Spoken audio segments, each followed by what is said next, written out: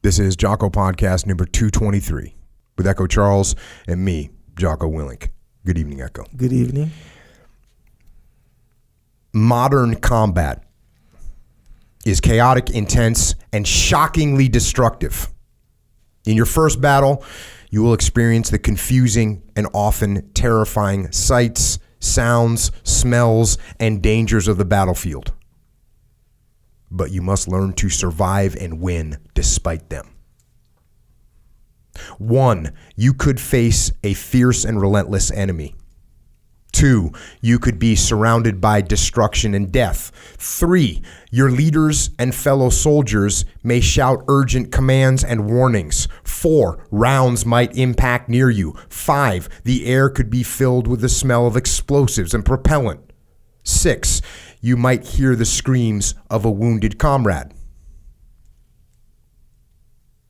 However, even in all this confusion and fear, remember that you are not alone. You are part of a well-trained team, backed by the most powerful combined arms force and the most modern technology in the world. You must keep faith with your fellow soldiers, remember your training, and do your duty to the best of your ability. If you do, and you uphold your warrior ethos, you can win and return home with honor. This is the soldier's field manual. It tells the soldier how to perform the combat skills needed to survive on the battlefield. All soldiers across branches and components must learn these basic skills. Non-commissioned officers must ensure that their soldiers receive training on and know these vital combat skills.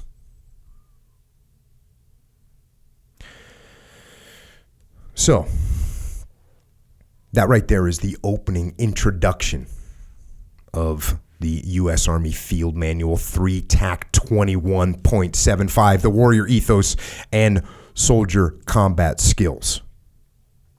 And after that intro, the field manual itself is just filled with these skills, vast skills that are the backbone of being a good soldier. Things like this, things like combat casualty care and casualty evacuation, how to work in the desert, in the jungle, in Arctic conditions, how to use cover, concealment, and camouflage, how to prepare fighting positions in urban environments, fighting positions in rural environments, immediate actions, fire and movement on foot, and fire and movement in vehicles. Things like how to move effectively through open areas, how to get past windows, how to maneuver around corners, how to enter a building, clear a room, how to conduct reconnaissance missions, how to shoot a variety of weapons. And not just shoot them, but how do you battle zero those weapons? How do you use reflexive fire? What are your immediate actions on failure of your weapon systems? And of course, there's communications.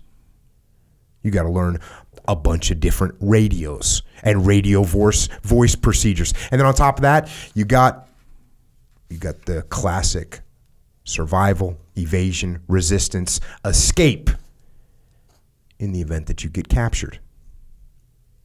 What about chemical, biological, and radiological weapons? How do you face those? What are the decontamination and treatment procedures for all those? What about mines? What about demolitions? What about breaching procedures? What about IEDs? How do you identify them? How do you find them? How do you disarm or destroy them?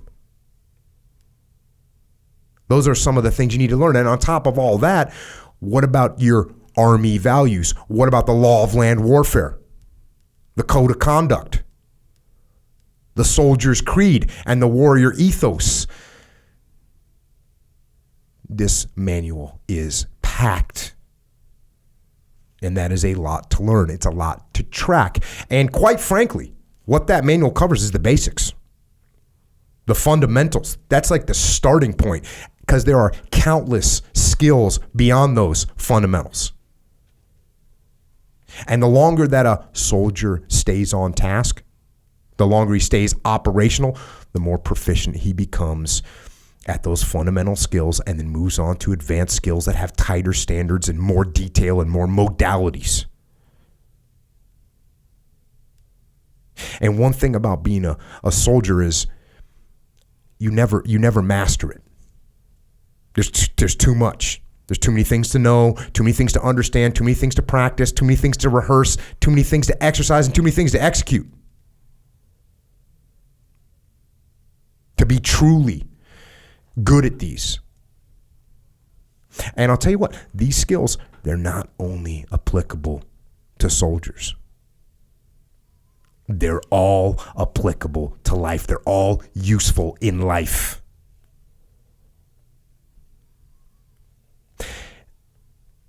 And maybe it's because there's so much. Sometimes people, sometimes soldiers, sometimes servicemen and women, they let those skills slide as time goes on. They become softer. They weaken. But there are some soldiers and some people that continue to strive, that continue to push, that continue to try become faster and stronger and more skilled and more accurate and more lethal. And they never stop aspiring to be their best. And those are the true sentinels of freedom, who not only strive to be their best, but also pass on their knowledge to others. That's what they do with their lives. And it's an honor to have one of those sentinels with us here tonight. Retired Special Forces soldier, tactical shooting instructor, an all-around highly skilled and capable combat veteran, Pat McNamara. Pat? Brother, thank you so much for having me. I really appreciate the opportunity. Yeah, man, thanks for coming on. It's I know we linked up, I forget how. You sent me a message, I sent you a message or something. Yep. And but you finally were able to come out here, and you said, hey, you're going to be around. I'm like, I can make it happen. The beauty of the interwebs, right? I meet some really great people. I mean, outstanding people with great character and all positive attributes. So, and when I meet them, like you, for example, all I knew you through is through the interwebs. We've never met in person. But you could siphon through the bullshit and tell whether or not somebody's legit and whether they're, whether they're an honorable person, whether they got good work ethic and all that shit. So the people I meet, I'm very fortunate to have met some great people because of the interwebs, and you're one of them. So thank you so much for making this happen. So you and I got some things in common. One of them is we both got in the military pretty quick. We also both grew up in New England. Yeah. So let's go right to the beginning. Cool. Where this started. Mm-hmm. You grew up in Connecticut. Yep. And were you an athlete? You know what? I started out like my early tweens years. I was an odd kid, man. I was an oddball. I was probably my dad was probably disappointed, but he supported all my oddball shit that I wanted to do. I mean, I had all the sissy hobbies. Really? I was not an athlete. I was the kid who got picked on. No kidding. Yeah, I mean, I would ride a unicycle. Yeah, right. Boys. Well, there was a reason for it, and there was a time when I went through a metamorphosis, and it was like a sink or swim type of thing. But I'd ride a unicycle to school. I drew. I watched birds. I picked flowers. All that stuff. I was a big time sissy, and then I had a window of opportunity to get tough, and I had some mentors in my neighborhood who pointed me down a road, and the window of opportunity was. It was basically like survival because I had an older brother who tormented me. I mean, he was a horrible person. And when he went to prison the first time, I was right at like 15 years old. So, as a teenager, you're growing. You have the capacity to really grow and be somebody. And I had neighbors and said, hey, man, what are you going to do with this time? You have this time. And I didn't even think of it as that. I had no idea what they were talking about. You have this time to prepare for his for him to come back home. You have time. So, I started wrestling. That was the big thing. And the wrestling turned me around. Changer. And my first 2 years, I sucked. But my second 2 years, I was badass. My senior year, I could not be beaten because I fell in love with it. And I would go to the college during the summers and practice with the college students, that kind of thing. And I was lifting weights and running back and forth to work and stuff like that. So I was able to self-govern. I didn't need anybody to drive me because I saw the results. I saw what was happening. I saw the change. Got in a couple street fights. So that, you learn whether or not you could cut the mustard in the neighborhood based on, who's picking a fight with you and how and what the results are. Whether you're getting your ass beat with humility or you're kicking somebody's ass. Either way, you're learning a lot about yourself. What'd you do in the street fights? Double leg slam? Yeah, exactly. Double leg takedown, to a dump, to a headlock, to a couple punches in the face. Yes. Yep. Exactly. Those were they talk about like the good old days. In the good old days, we didn't use guns and knives, whatever. Hey, in the good old days, it was just double leg headlock. That's right, double leg. That's what a street fight was. Yep. There wasn't any of this jiu-jitsu or Muay Thai. No, double leg headlock. Yeah, punches to the face. But I tell you, you had a real advantage if you knew a little bit of fight. Back then, because back then, I think fight training was. Taekwondo or stuff like that. It was karate. Yep. There was no like Muay Thai and jiu-jitsu and stuff. So if you were wrestling, you had a big advantage on the street. Yeah, there was a guy when I was a new guy at SEAL Team 1. There was like a guy that had a reputation of being a fighter because he was some kind of karate guy or something like that. And this is the 90s, right? This isn't that long ago, but it's before UFC 1.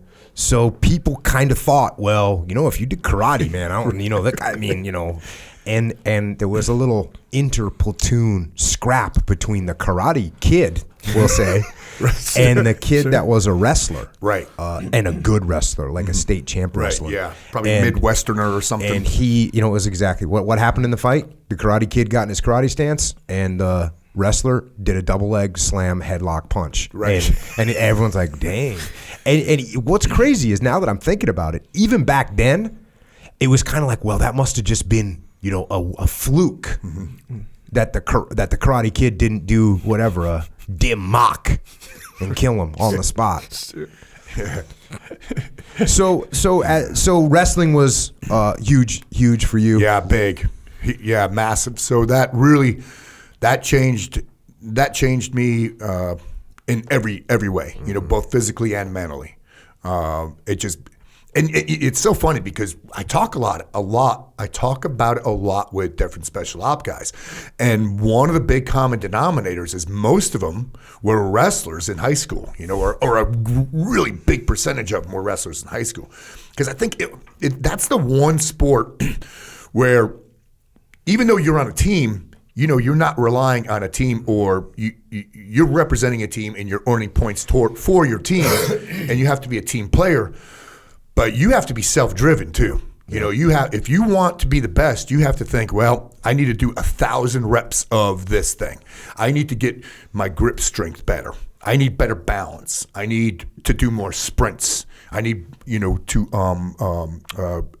increase my shoulder strength, whatever it is. Yep. You have to be very introspective.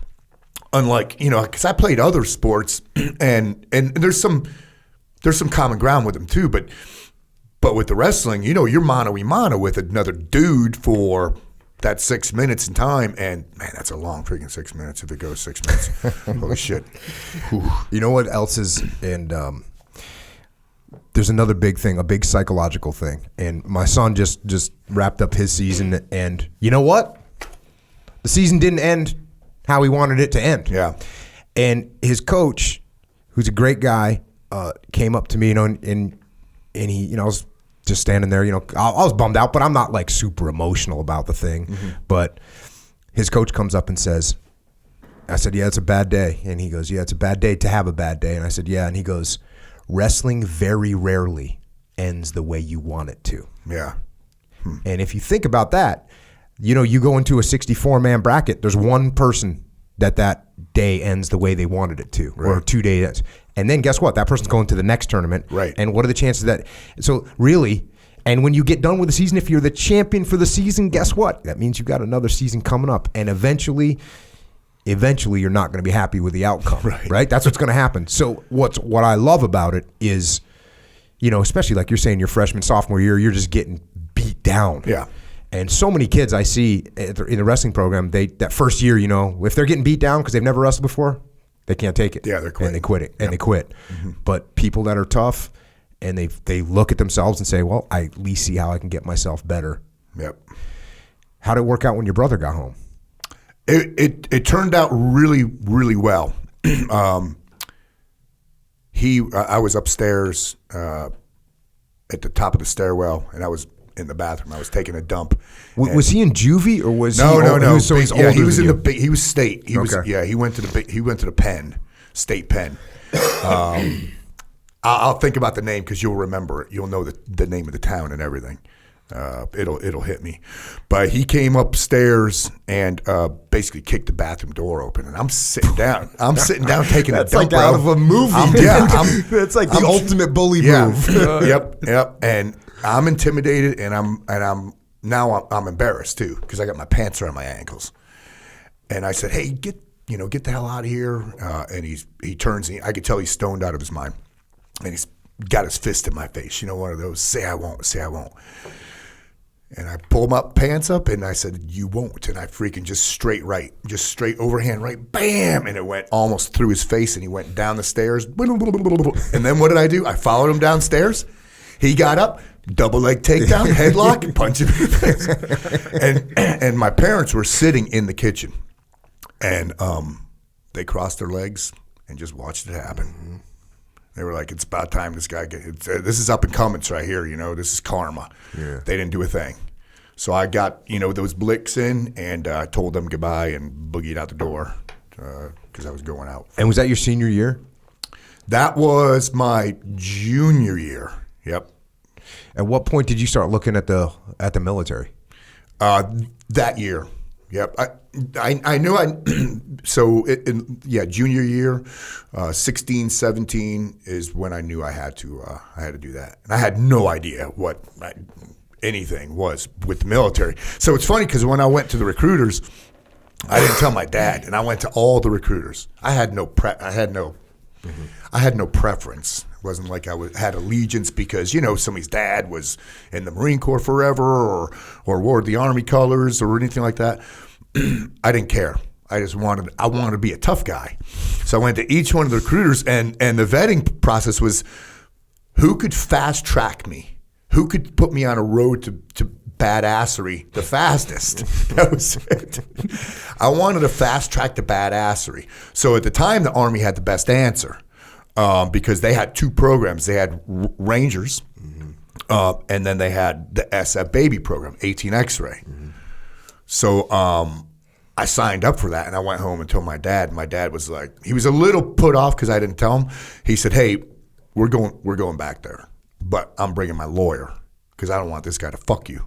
And sure as shit, man, when I went back with the lawyer, he was doing some scrambling with the paperwork. Yeah, he was changing some numbers or digits around or whatever. So I'm so glad that my dad hooked me up like that, because it could have gone really bad. I mean, it mostly did. I mean, it's so funny. It's so funny because I look at that career, and you have to be so lucky, with this. And I tell all these guys who contact me on the interwebs and stuff. They say, "Hey, I want to be a SEAL. I want to be a force recon. All this stuff," and it's hard to explain to them the amount, not only how how tenacious you have to be, but the amount of luck involved in that road. Yeah. I say, guys, it's a good road to take. It's a bumpy road. There's no shortcuts, but it's a road worth taking. Yeah. But damn, man, I mean, because the amount of times I failed throughout my 22-year career, I could write a book just on failures. On the amount of shit that I failed and had to go back and do again. Yeah. The injuries and the recoveries and the surgeries and another failure. And man, I mean, and it's easy. It's pretty easy to go, well, I failed that one, so I'm probably just not cut out for that thing. But with most special ops guys, they don't stop at one thing. They don't, like, for instance, become airborne ranger and say, well, this is it. This is pinnacle. I'm peaking out here. I'm going to just accept this. I mean, it's a great career path, but most of them say, what's the next step? What's the next step? Let me go and see if I could, go to Halo school. Let me go to combat dive school. Let me go to SF course. Let me try out for selection and go to the unit. For most of them, they want to keep progressing and progressing and progressing. So the opportunity not the opportunity, but the chances of failure become greater and greater because, you're volunteering over and over and over and over. So whenever I talk to young kids and they want to be, they have it in their mind. I want to be a SEAL. I'm like, that's great, but just understand, I'm all about it. And if you got a good, but the hard part for me is to tell them there's a lot of luck involved. Yeah. I thought you were going to say there's no shortcuts and there's no guarantees. That's it too. Just like that road. There's no shortcuts on that road. Yep. That's why one thing that I pretty much one thing I try not to do is say, "Yep, you should do it." Right. Yeah. Because and the worst thing about the Navy and going for the SEAL teams is, look, if that's the kind of lifestyle you want to live, you want to carry a machine gun, that's great, right? If you don't make it in the SEAL teams, then you're not carrying a machine gun at all. Right. Hey, if you don't make it through SF or you don't make it as a Ranger or you don't make it to Force Recon, you can still be a grunt, which is awesome. Right. And that's what you want to do. I wanted to be a grunt since I was born. Yep. So when I joined the Navy, I never thought about that. I didn't even recognize that. I was too dumb. But it's no guarantee. There's no shortcut. And man, it takes luck. You land wrong on a jump. You get hurt in the basic SEAL training. There's something called rock portage where there's big waves. You're landing boats in these giant rocky area, and it's it's too easy just to step off a rock. Wave hits, your knees blown out. Yeah. 2 years of recovery, you put on weight, you're fat, you're out of shape, you go back, you get stress fractures, you're done. I mean, that happens all the time. Yeah. It happens all the time. I was a toad jumper. My second jump, I was 18 years old. 18 years old. I was a freaking toad jumper. I got towed all the way across the fryer drop zone. Pulled my bicep into my forearm, broke my ribs, dislocated shoulder, concussion. I mean, I was jacked up, and I had just joined. That was my first failure. That was number one. And that set me back, bro. Yeah, that's getting in that airplane again. Ooh. Was that, what number jump was that for you? Number 2. Oh. So I still had 3 left, or 3 or 4, whatever it is, in jump school. So toad jumper that's just a nightmare. Yeah. And they brief it all the time. I've never seen one. Yeah. They brief it all the time. So talk us through being a toad jumper. Well, for people who don't know, when you start out a jump career, that's how you start with static line. So the static line is hooked to an inboard cable inside the aircraft, and when you jump out of the airplane, you hit the end of the static line, and it deploys your chute. It pulls the chute out, and subsequently, the chute inflates and you float to the ground straight down. It's a round chute. There's not a lot of skill involved. Yeah. And the key part is that once that static line pulls the chute out, it lets go. Right. They're not connected. Right. So it just pulls the chute out. The chute is now inflated, and the static line stays with the aircraft. Static line stays with the aircraft. Yep. So, and there's many different ways. Right. That's what's supposed to happen. There's a lot of different ways you could become a toad jumper. One is it's a fault of the rigger. So the rigger did something, and there's a knot somewhere within the the lines of the canopy or what have you. So those are pretty rare. Another more common one is a fall to the jumper. So the jumper does something wrong. He doesn't hand it to the safety the right way, his static line, because as you're going down, the aircraft toward the door, you got the static line in your hand, and the last step before you exit is to hand it to the safety, the jump master, and he collects it up and he pushes them away from the jumpers. So it's all very well rehearsed and it's choreographed, and there's a lot of theater too. It looks cool. So I must have just like chucked it at him, and it got away from him, and it went like under my reserve and around my arm. So I am not even halfway. I'm at the beginning of the stick. Double doors, C-130. I'm at the beginning of the stick. I go out and instant fire through my whole body. Instant. I hit the end of the static line, and I feel my whole body just jerk and go with the aircraft. I was lucky that the static line was under my reserve and not just around the arm, because that would, my arm would have just come off, bro, But so it's under the reserve, around the arm. So there was some friction there with the static line around the equipment. The rest of it was around my arm. And I remember I had the whereabouts to look up the length of the static line, and I could see jumpers coming over the top of me. But this wasn't, now don't get me wrong, this was not me I was scared shitless. Mm-hmm. I was looking up going, oh my God. This is, I was horrified. It was, a moment of horror. And over, I could see jumpers jumping over me, and I'm going, what in the hell? The training said, put your hands on your reserve and wait to get pulled in and all this stuff. And I'm not remembering it because I can't do this. Mm-hmm. I can't put my hands because your arm is too jacked up. My arm's up, yeah. Oh, is your arm like tangled in the static line? Yep. Oh. Yep. Now, and most of the tension is around the reserve. Mm-hmm. But and I keep hitting the airplane. Mm-hmm. So thankfully, I hit. Because just so everyone knows, because you're in 130, 140 mile an hour wind. Yep. That's what's tossing you around. So I'm getting slammed up against the aircraft, and thankfully, I get slammed hard enough and it comes loose. So I, fall, end of the static line, boom, chute deploys. Had that not happened, there's no way I would have had the whereabouts to pull my reserve. No freaking way, because I was already, shocky. The body is amazing. When you reach, pain level 10, the body compensates, and says, let's take care of you and put you into some shock here.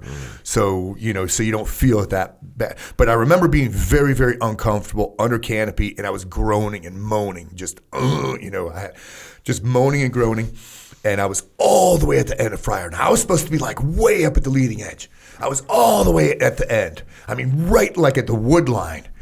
And I hit the ground and I land on that side. Boom! Right on those ribs and all that soft shit right on that arm.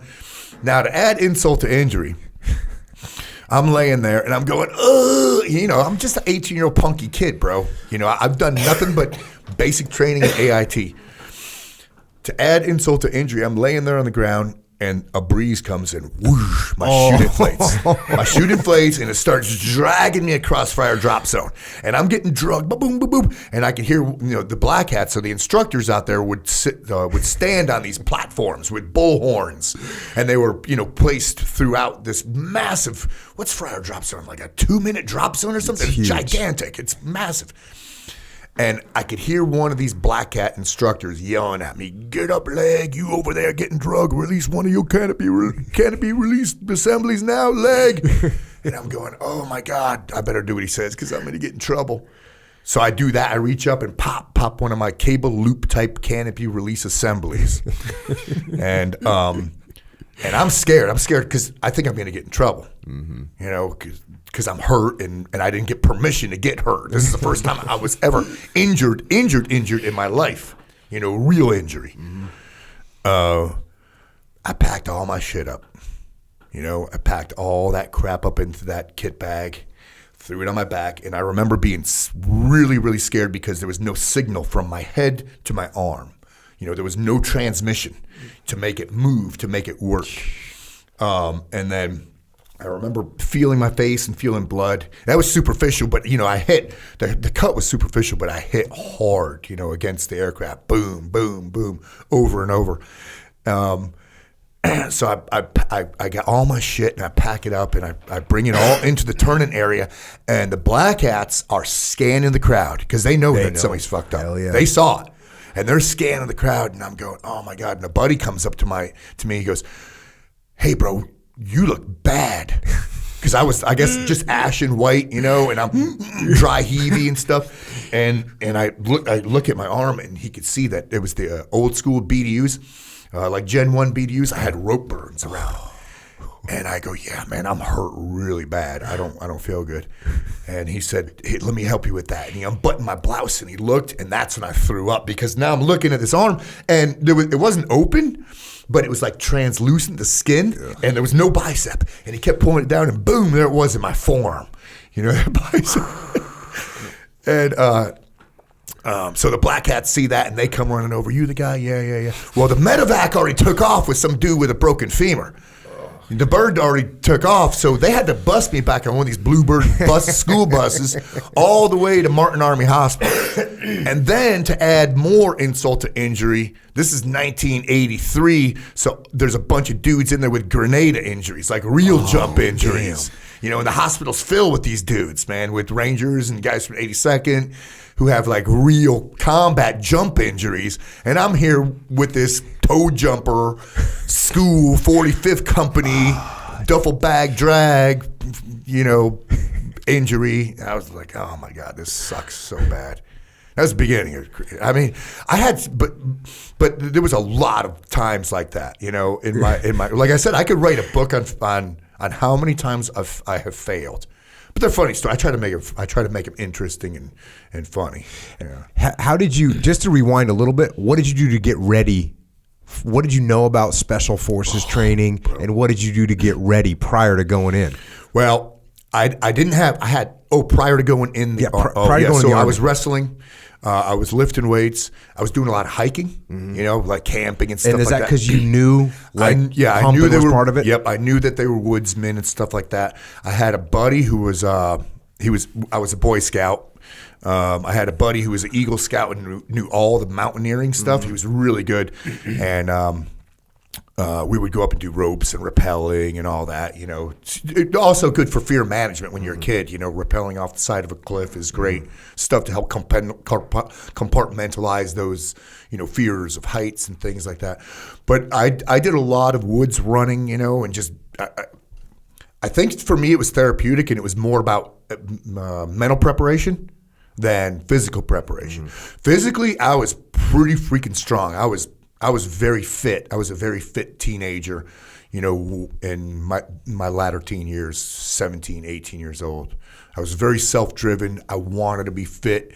I saw that, that I looked cool too, And yes, that's a freaking motivator, bro. When you're 17 and 18 and when you got a physique, it's like, yep, I need to work out more because damn, this shit looks good, bro. Yes, sir. Getting jacked. Yeah, getting jacked. Yep. Yeah. Now, when you got in, what was the shock to your system like day 2 of boot camp? So regular boot camp, that was scary as hell. I love it how it's all theater. Mm-hmm. But you don't know that. No, you have no idea. But here's the thing, too. Day 2, it was actual day 2. See, they had the rules weren't in place yet in 1983 where there came a point where drill sergeants couldn't physically abuse you. They couldn't hit you, yeah. That point hadn't happened yet. Mm-hmm. And I watched a drill sergeant right hook or a dude who, made a move at him in formation. One of my peers private nothing, E0. And he was at parade rest, and the drill sergeant was yelling at him. And they were both size for size. You know, they both looked like badasses. I remember looking at this punky kid and this drill sergeant. They both looked like badasses. And the kid, you know, made a jump, boom, and wham, out of nowhere. I mean, hook right to the freaking jaw, timber, Drop. boom, just dropped. And I went, holy, that was the scariest thing I ever saw. I'd never seen that in my life before, you know, like that. I mean, I saw some street fights, but that, you know, mano y mano, that fearless guy, and that hook was so freaking fast. And then seeing that guy just timber was, yeah, I was pretty scared. I know that when people listen to podcasts and they'll send me a message and be like, hey, I just joined the Army, I just joined the Marine Corps, I just joined the Navy. And I always say, listen, the first 2 weeks, you're saying thank you right now. The first 2 weeks, you're going to be like hating me. You're going to wish you never listened to this podcast because it's such a shock to your system to have every freedom that you have as a human being, every sense of individuality and every sense of privacy, which is like some of the three primary things that we value. They're all gone. Yep. They're gone from you. Stripped away. It's a great culture shock. It's I awesome. love the way they do it, you know.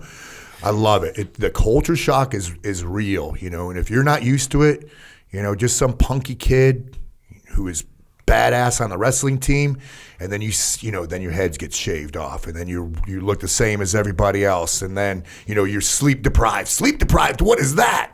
You know?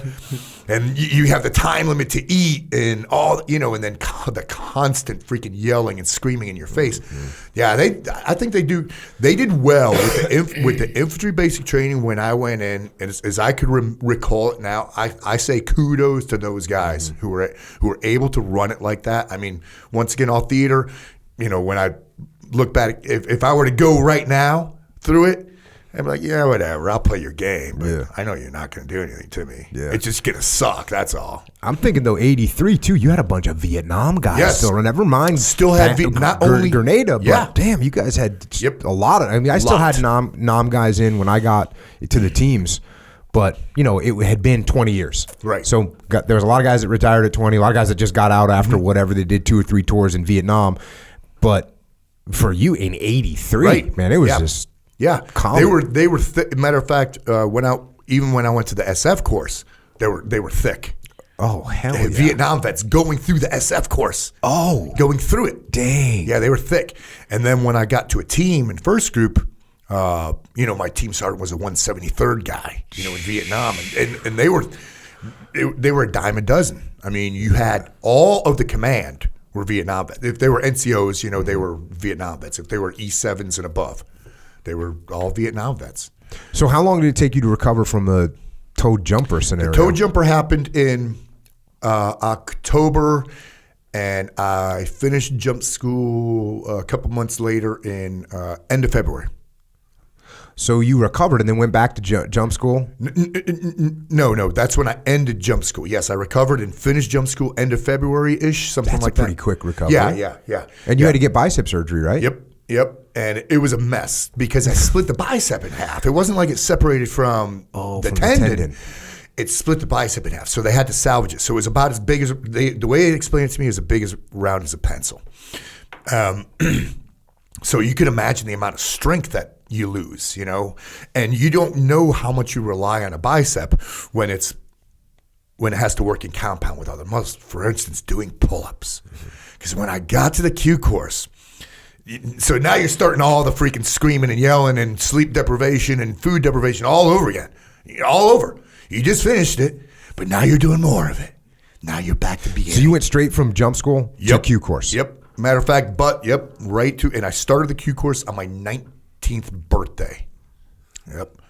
March 5th, yesterday was my birthday. March 5th, 1984, I started the Q course. And, or March 4th. And in Camp McCall, first phase, when they weren't screaming and yelling at you, you're doing classes, patrolling and land nav and survival and all this stuff. And you were able to get a hot A, one hot meal a day, if you could do 10 pull-ups with your kid on and climb the rope with your kid on. And most everybody was doing that. I wasn't doing it because I had no bicep. And then, now this hurt my pride because I'm fit, you know. I mean, I was a pull-up master, but I just finished all these months in the hospital too. I hadn't done any PT, nothing, you know. So I had to get back into shape while I was getting back into shape. You know, during the training process, I had to get into shape because I was getting those hot rations, and I did. It took a while, but I got those things. And how long is a Q course? For me, it was a long time. It was some of it depends on what your MOS is, like your second phase. And I don't know how they run it now as far as like phases go. So there's a first phase, which is all the basic skills, your land nav, your survival, your patrolling, all your rappelling, all that stuff, you know, and getting yelled at. And, you know, the first phase just sucks, just a big suck fest, and there's classes in between sucking.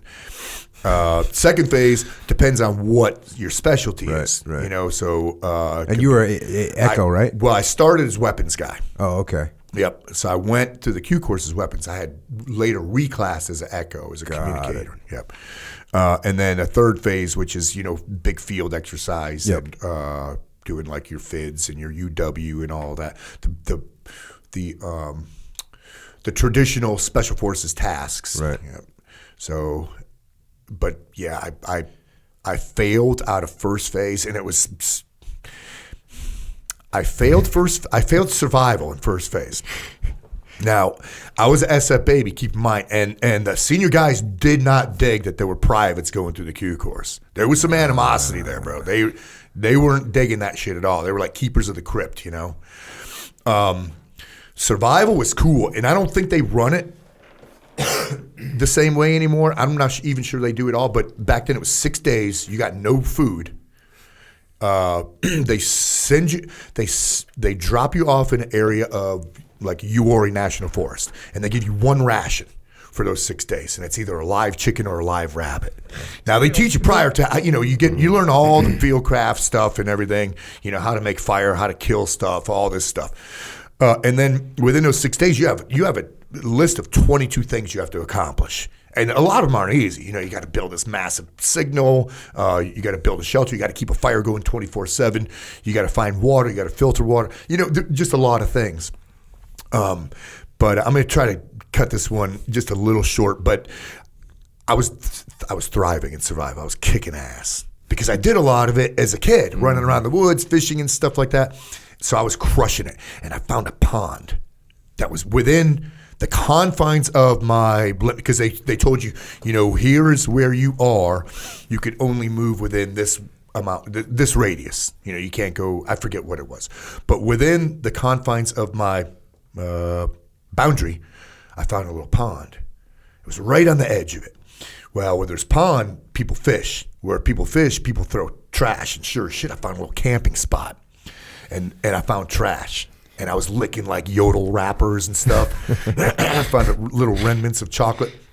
And I found fishing line in the trees, because guys were casting, you know. So I climbed these trees and meticulously pulled out all these nice long strings of good fishing line, bobber, hooks, all this stuff.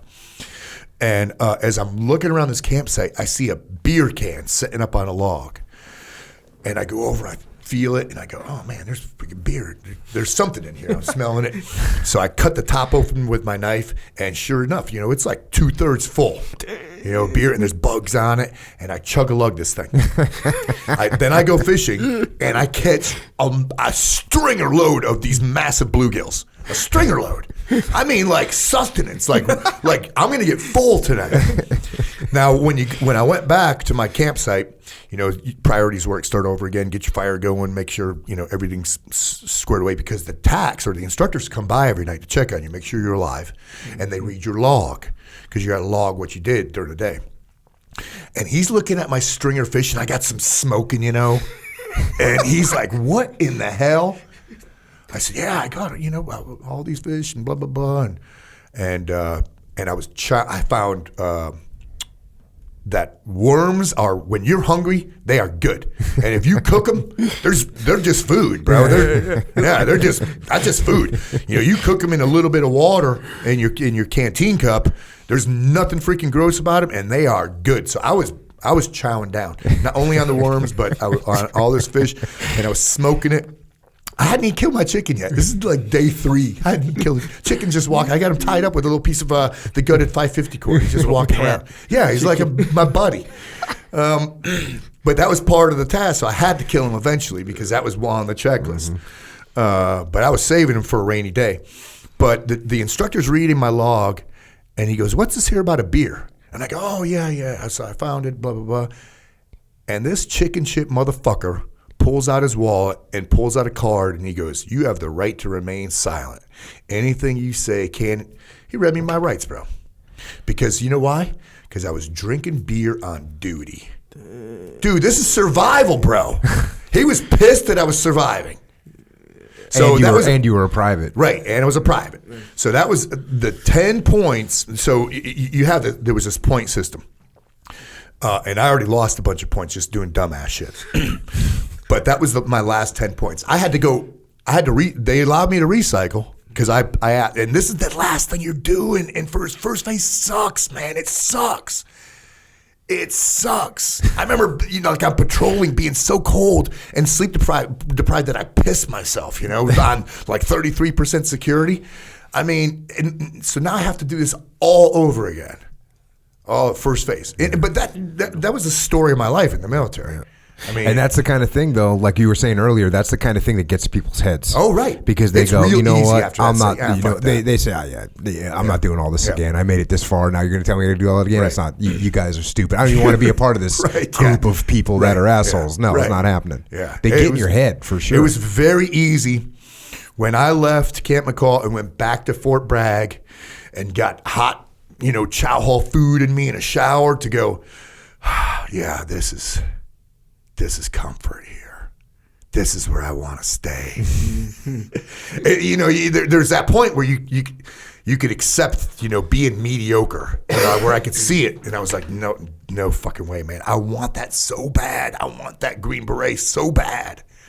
I really want that. And they are giving me the opportunity. Because they didn't have to. They could have said, fuck you. They're giving it to me? Hell yeah, man. I took that shit. Oh, man. I did the same thing with combat dive school. And when did you go to combat dive school? Was that when you were already at a group? Yeah, so I was in first group. Well, before we get there, so what was the rest of, the Q course? Yeah, the rest of the Q course. Did you have to do language back then? No, back then, no language. We did that when we got to group. Got it. Yep. So the rest of it just kind of, it sucked because you needed some experience. You needed to know how to write an operations order, and you needed to know what, 5-point contingency plan was, and PACE report, and OCOCA, and all those acronyms. As a private, you don't have any of that. Guys who were coming, and they had, 82nd Airborne background, or Rangers. I mean, they were actually squared away squad leaders at a minimum. They knew the Ranger handbook, by heart, inside out. I knew none of that shit. None of it. So thankfully, there was these staff sergeants and E7s who saw me and went, there's something about you.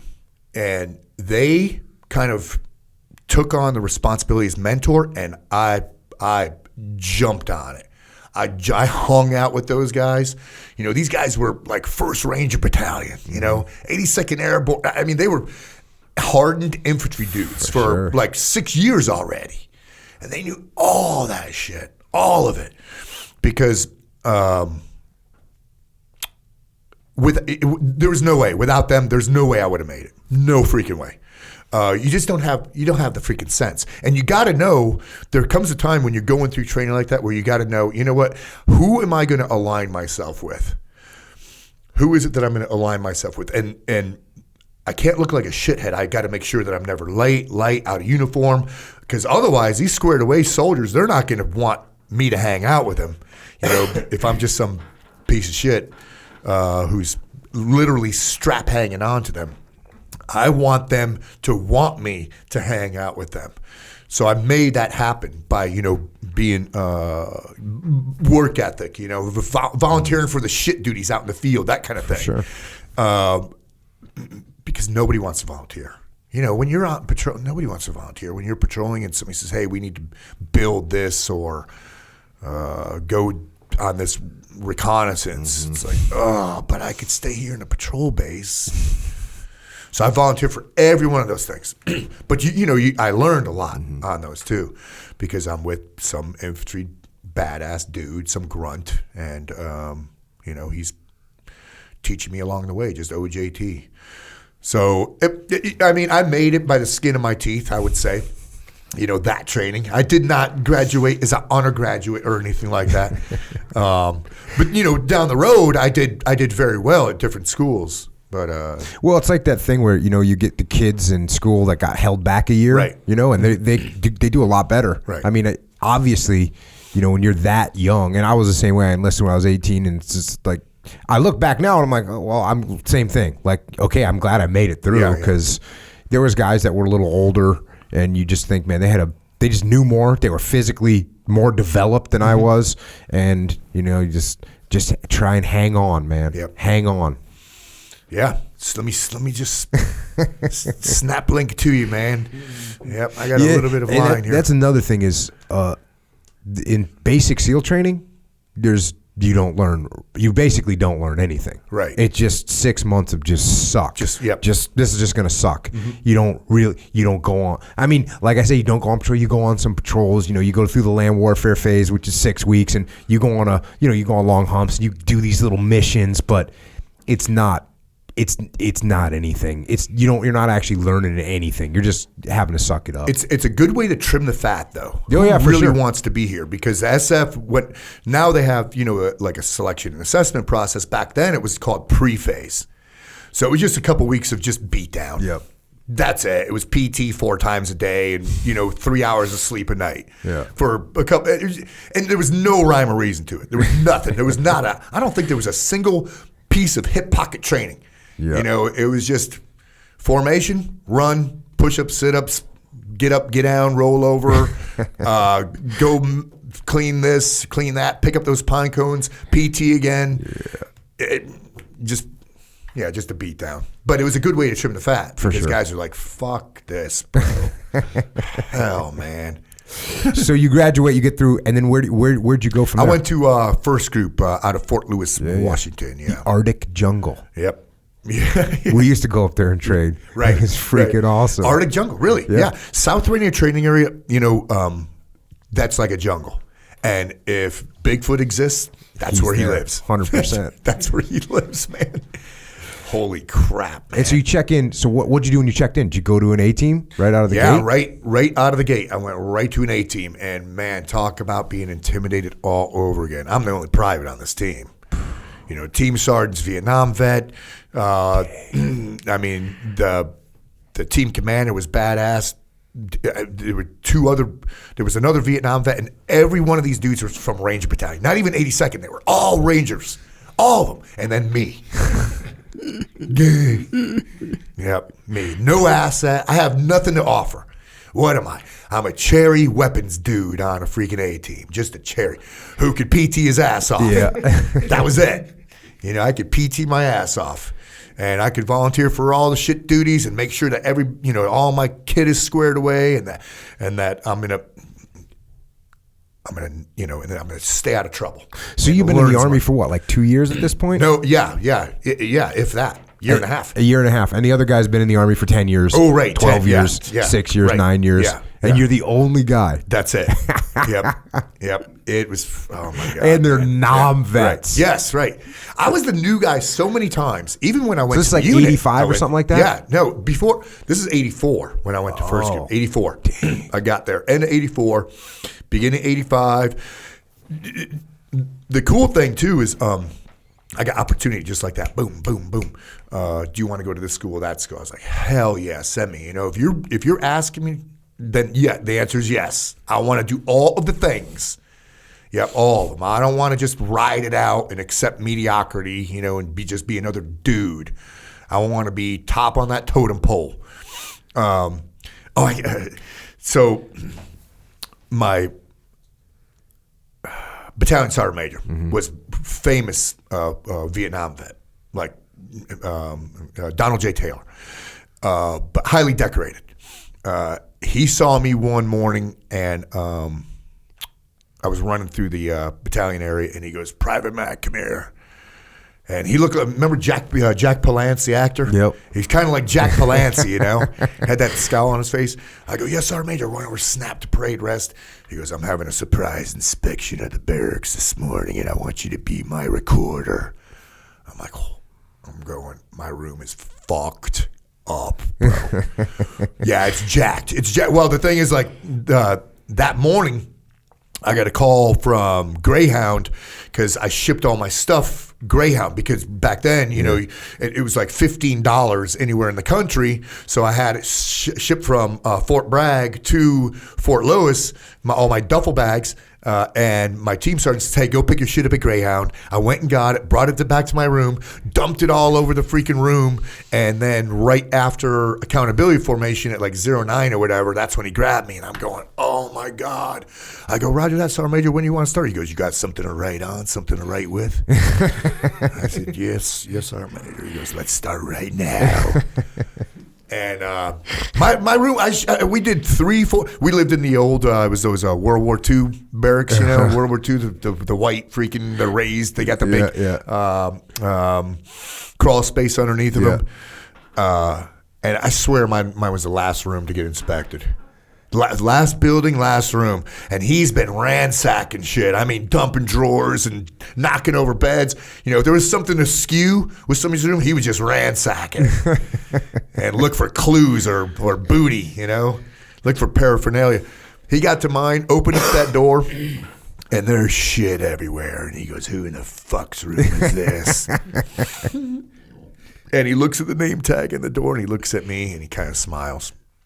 And he opens this. I shit you. This is how clever. Wit. You know, wit. I appreciate wit when guys have wit, and this is how witty those dudes are. He opened up the first drawer and let it hit the floor. Bam! And shit just freaking jumps out of it. And in that drawer, I had 3 7.62 rounds. You couldn't have ammo in the barracks. Oh, and I had $200 in cash. You couldn't have that amount of cash in the barracks either. And he picks up the money, and he picks up the bullets, and he walks over to me, and he looks at the money. He goes, "Is this a bribe for whoever finds these?" And he drops them, and he just haymaker right to the breadbasket. Wham! I mean, hard. I'd double over, but that wall-to-wall counseling back then, I would much rather have that than Article 15. For sure. I mean, but my shit was wrapped so tight after that. I mean, never, ever, ever fucked up again. I mean, I thought I was squared away before that. Nope. I was on it like a bonnet. You know, I was talking about this the other day, like it sounds like you're going through the same thing. One thing that was awesome for me when I joined the Navy is what I wanted to do, what I really just wanted to do was just like be a good SEAL. Yeah. And like whatever I could do to try and be a good SEAL. And when that's your goal, man, it's like your whole life is pretty good because like you're trying to stay in shape, you're trying to have your gear ready, you're trying to be squared away. Like that's what you're trying to be, a good teammate. You're trying to volunteer for stuff. It's you know, when you hear there's a lot of the people running around now, myself included, saying like, "Hey, you got to have a mission. You got to be, you know, driving towards something. Meaning is found in responsibility." Jordan Peterson, right? Right. Well, for me, it's like, oh, guess how lucky I was. I was a total knucklehead kid. And I had an aim. My aim was this broad thing of like, hey, I'm going to try and be a good SEAL. And right. Like, if that's what you're trying to do, man, it puts you on a path. Right. You know, puts you on a good path. Yep. And it sounds like pretty similar for you. Yep. Getting on a good path. Hey, I want to be a good special forces soldier. And when you screw something up, you tighten up even more. Yep.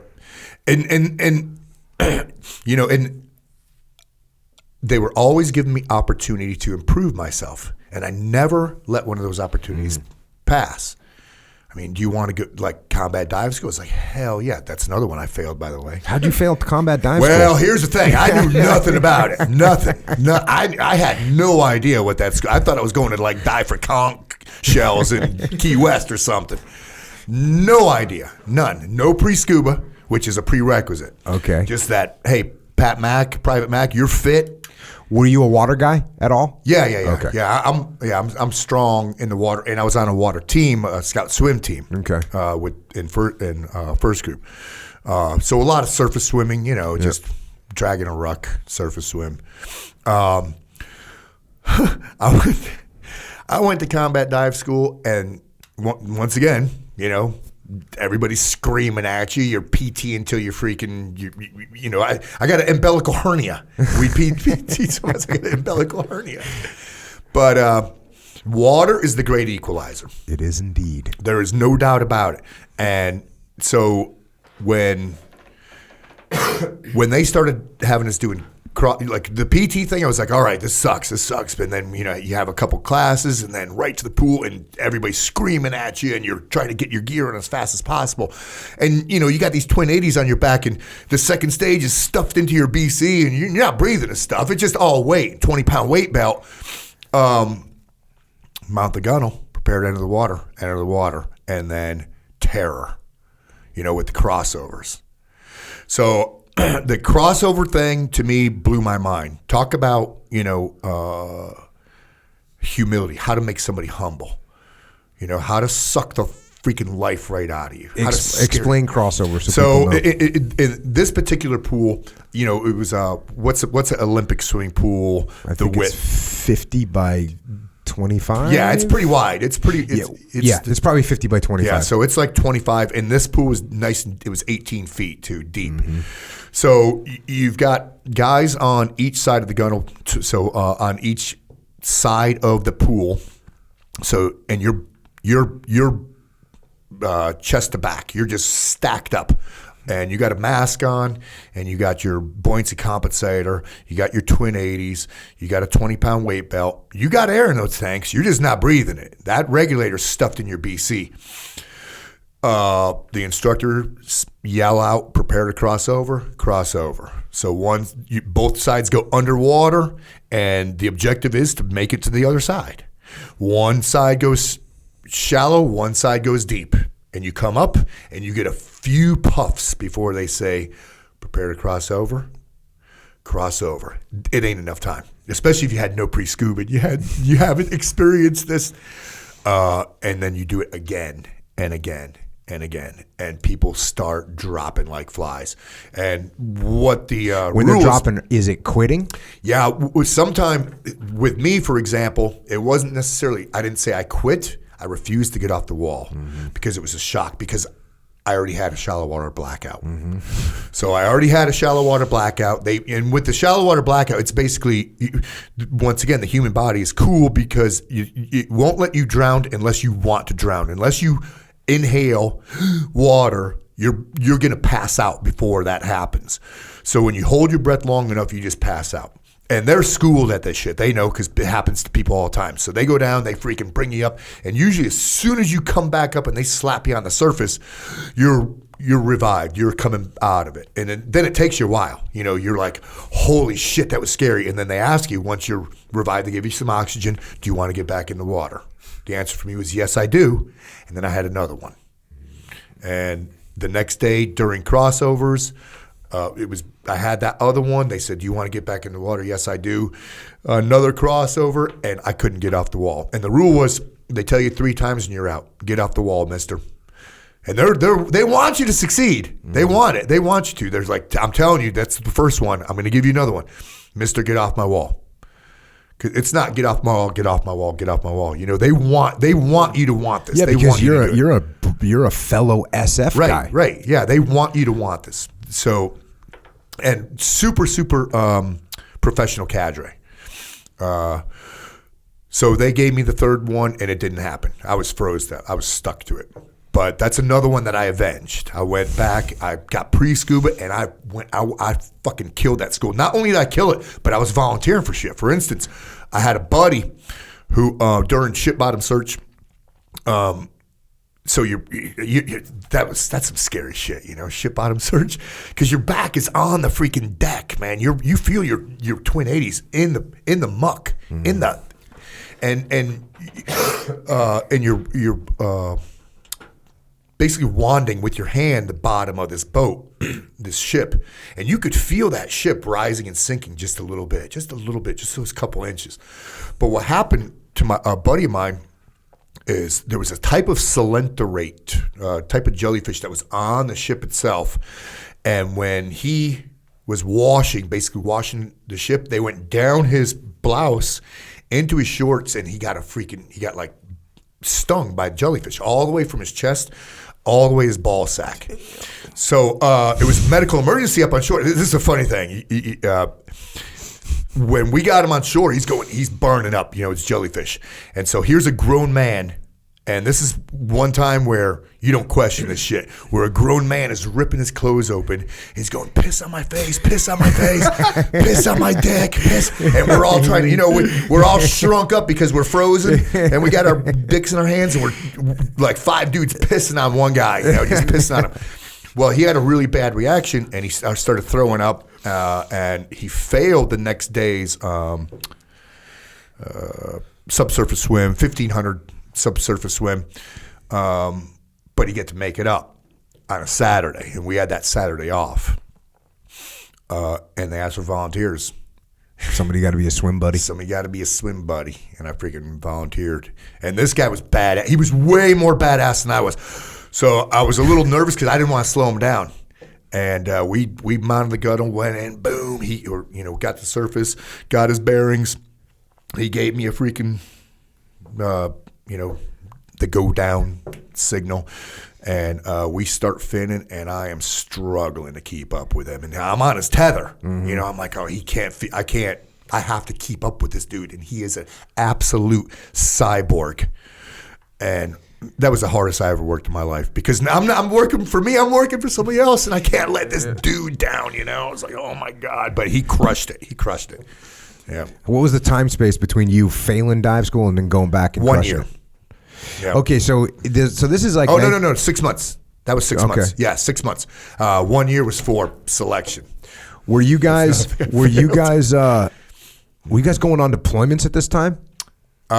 Yes. Okay. Yeah. And where were you guys deploying to? For us in first group, it was Southeast Asia, Thailand, Malaysia, those kind of things. Yep.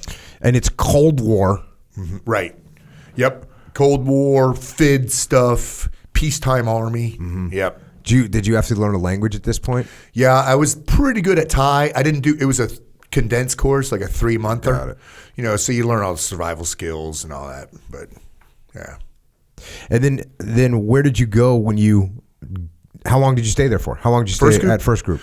Well, like 3.5 years. And then I got recruited by some dude. He had a list of 10 names on this sheet in this folder, and company sergeant majors told us we had to go to this meeting. And he's some dude. He's in civilian clothes, and he's got long hair, and he's it's so vague what he's explaining to us. He goes, "Yeah, it's a Cold War job, and it's in Europe." I kind of felt like Will Smith on Men in Black when he's going, now what are we doing here again? Well, we're looking for the best of the best of the best. That kind of shit. I had no idea. But I knew it was something bigger than what I was doing currently. So once again, opportunity knocked. I freaking jumped on that shit, man. And what we were doing with that is we were building networks for double agents working in Berlin. So before that, I went and got German language as well. Got it. But that was a cool job because it was some real cloak and dagger shit, you know. There's some books written about it now that are pretty cool. Did you go over there like undercover? No, that one, no. Okay. There was different times when I did. We had it was soft cover, and you had to have, for that one, you have to have cover for action, cover for status. Why are you here in this country besides, I'm just some military nug. Right. Because we had, tracksuits, leather jackets, mullets, all that freaking looking like Eastern Euro trash, body odor, smoking cigarettes. That was cool shit. Did you do that gig for? I did that for about 1.5 years, and then I got recruited by some other dude. He came and he was looking. He had one name on his list, and it was mine. Well, because I had, there was certain things they were looking for. It was a very the skill set was very particular. You had to be good at the language. You had to be good at like driving, and there was certain different motor skills. All these tests. Anyway, I met the quota. I met the data that he was looking for. And now this guy's in uniform, but he's an SF guy. And I said, "There's another SF job here?" He goes, "Yeah, man." He goes, "We're spying on the Soviet Army in Soviet East Germany." I said, "Get the fuck out of here." I said, "I never heard of this." He says, "No, there's only 7 slots, 7 SF slots, 7. So I jumped on that one. So that was more schools. I had to go to Whippet, Warsaw Pack ID School in England, more driving schools, get my language, because now I'm working in East Germany. Their second language ain't English. You know what I'm talking about. Yeah. I mean, and I did that for about 2 years. That was cool as shit, and bro. Once again, you're going over there as an Army dude? On this one, I was over as an Army dude. The cover for action, cover for status on that one is we were liaison to the Soviet Army. They all knew what the hell we were doing. It was paper thin, man. The cover was paper thin, and it was all cat and mouse. They knew it. They issue us. And they're doing it back to us, obviously. They were doing it back to us in West Germany. We were way more aggressive. I think at the time, 95% of the intelligence on the Soviet Army was coming from those units. So in East Germany, the U.S. was doing it, the French and the Brits. And we would all rotate sectors. And it was scary. It was a scary gig because the Soviets reserved the right to kill you. They issued you maps. And on these maps, they had these yellow areas, and they were called PRAs, permanently restricted areas. And you couldn't go in those areas. Well, that's where all the good shit was. All the freaking KGB comms and all the nuke stuff. So we'd probe those things. And it was so, the cover was paper thin. How we were doing stuff was, you were going over with 2 guys. And one of the guys was an SF dude. Mm-hmm. The other was an officer who was a Russian FAO or something like that, or a intel weenie. Mm-hmm. No tactical skills whatsoever. I mean, I remember sitting down. When you say you'd go over, does that mean you go from West Berlin to into East Germany? Into East Germany. Okay. Across the Glienicke, and we had a Soviet credentials. And we would go to the the consulate or what was it? Something like that, and deliver mail. So that was how we got in, and we did it all the time. It was several times a week. Yeah. And then as soon as you cross the bridge and you deliver your mail, you stayed in country now for about 3 days, and you did your mission, and you had a list of tasks, objectives. Yeah, you had your essential task lists, and your what would be like a task that you'd be getting? One of them would be because satellite footage still existed. Mm-hmm. So what's going on in Cottbus? There's a big military exercise. What we need is just pictures of the vehicles and unit affiliation. See who's there. Unit affiliation, because satellites can't get unit affiliation, but we could get up close and take all the pictures of all the vehicles and the VINs and get unit affiliation. Another one might have been railways were a big one. Railways, what's coming in from the Czech side, Polish side, what is coming into Falkenberg, into the train station, and all that shit was tarped. But we were experts in tarpology too. We could read the piece of equipment under a tarp. Even a variant, bro. I'm talking like beater 80 PB to a beater 70. Yeah, we even know the variants under tarp. It was good shit. That was a fun ass freaking job. Scary as hell. Because we were so paper thin. Here's the other job we had. Because I imagine you're carrying a camera with you, or you carrying a straight up telephoto cameras, or are you carrying little clandestine cameras? No. We're traveling in a Mercedes Geländewagen because we're not undercover traveling because we're a liaison to the Soviet Army. Right. So we're in an OD green Mercedes Geländewagen, so like a Mercedes Jeep, and it's souped up, man. It was very, very high speed shit in a low speed world. we had a dashboard with toggle switches where you could control. For instance, as soon as you went over the bridge, it was an SOP. Turn off switch number 1 because that killed the horn, because you don't want to have a horn AD. Mm-hmm. There was like a one switch where another one, you turn off the brake lights. No, the license plate illuminator. Okay. Yep. But you had a brake light disabler. You had even disabled one side, so from a distance you look like a motorcycle. All that stuff.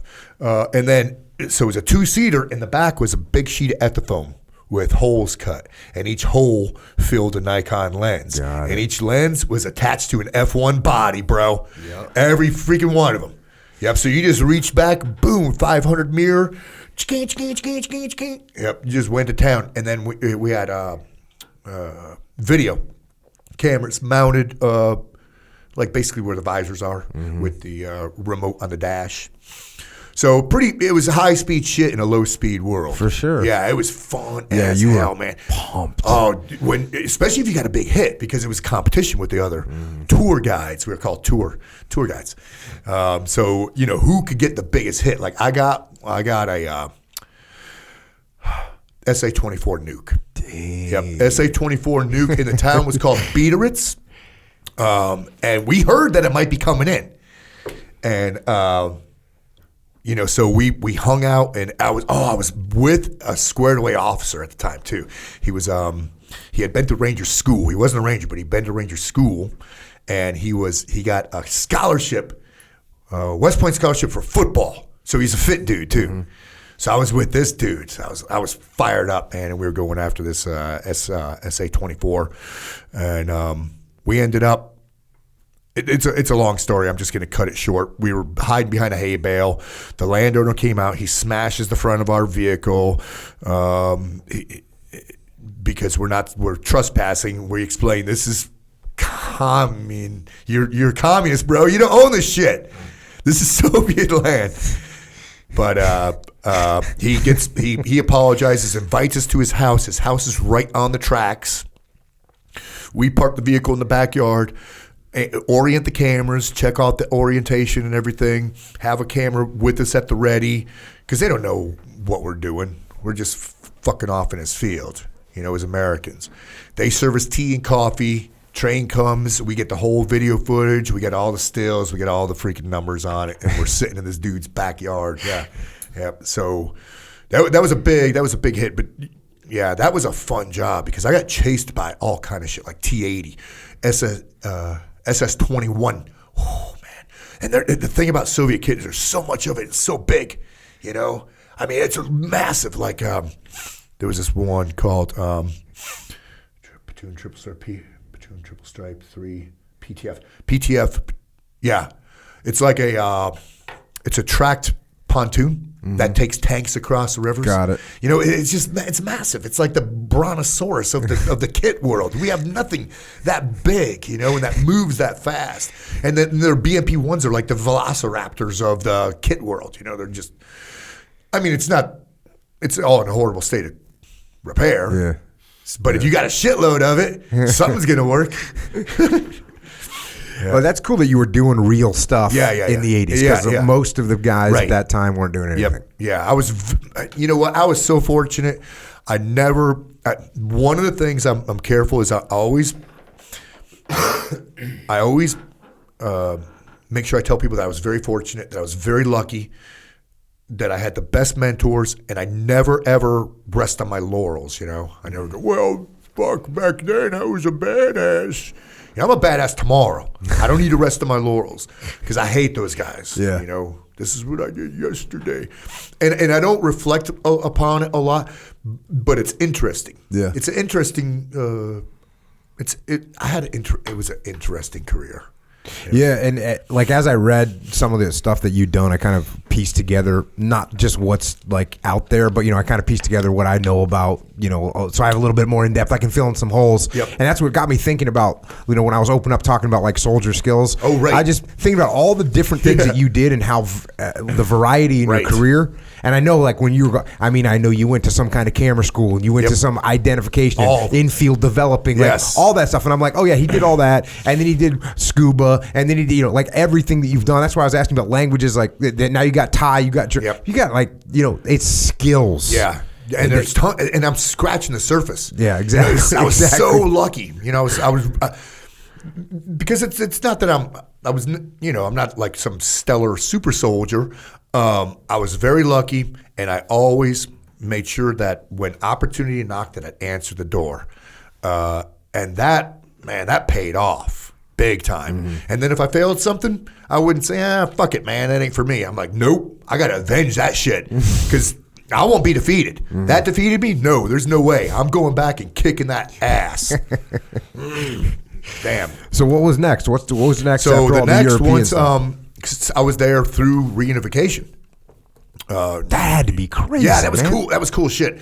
So I was there through reunification. So, the wall came down 89, reunification 91. Yeah. So I was there during that whole thing. But now my job is drying up. Yeah. And I'm having to train the Bundesnachrichtendienst. It's like the German FBI. I'm pretty sure I got that right. It's been a long time since I accessed that database. But so I have to train them, and we're handing over that job because they just have to see the withdrawal now and all that. And I don't want any part of that. So the next step was to go to, try to get my foot in the door in USASOC. Mm-hmm. And so I went. I got a slot to go to selection. Mm-hmm. Day freaking 1. I break my ankle. How'd you break your ankle? So on the first day, there's so no more yelling and screaming. Yeah. There's no more of that. You're just taking instructions from a chalkboard, and you're making sure you're not late out of uniform, and you're getting food too. It's all big boy rules. Mm-hmm. It's a totally different game. It's a totally different test. Totally, completely different. Because it tests resolve and whether or not you have heart, and if you're capable of deductive reasoning, and if you are resolute, and if you have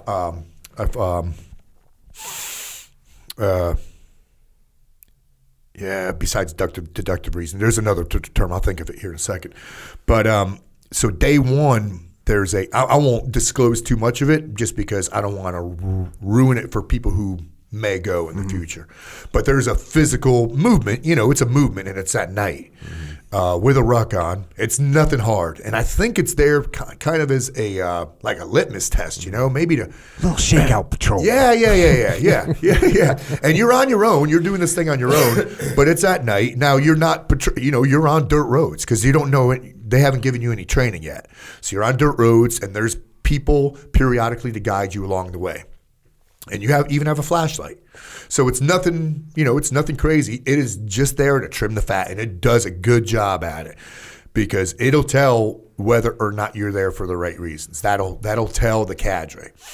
But coming down a hill, and whenever you have the opportunity, you double time down hills just to make up time, and I roll an ankle, and I roll it so bad that I hear a crack. And I knew it was the ankle, the sprain cracking, but I felt bone in my shin too. And man, it's the worst feeling. When for those of us who have had sprain, it's a horrible feeling, and a sprain is worse than a break. I swear to God, it's worse than a break. Man, there's no doubt about it. I've done so many of them. I've torn so much shit in my body that man, I'd rather be broken than torn. Well, the big difference is when you break a bone, you put it back together, you put a cast on it, right. It heals up. It's actually stronger than it was. Right. You tear a ligament, that thing is never the same. Never. Yep. If it even heals. Yep. So you hammer the shit out of your ankle. Yeah, I make it through this first movement, and I think I just make the time. I don't know what the time is. And then I end up walking on it for another week and a half. I'm going over these mountains in West Virginia.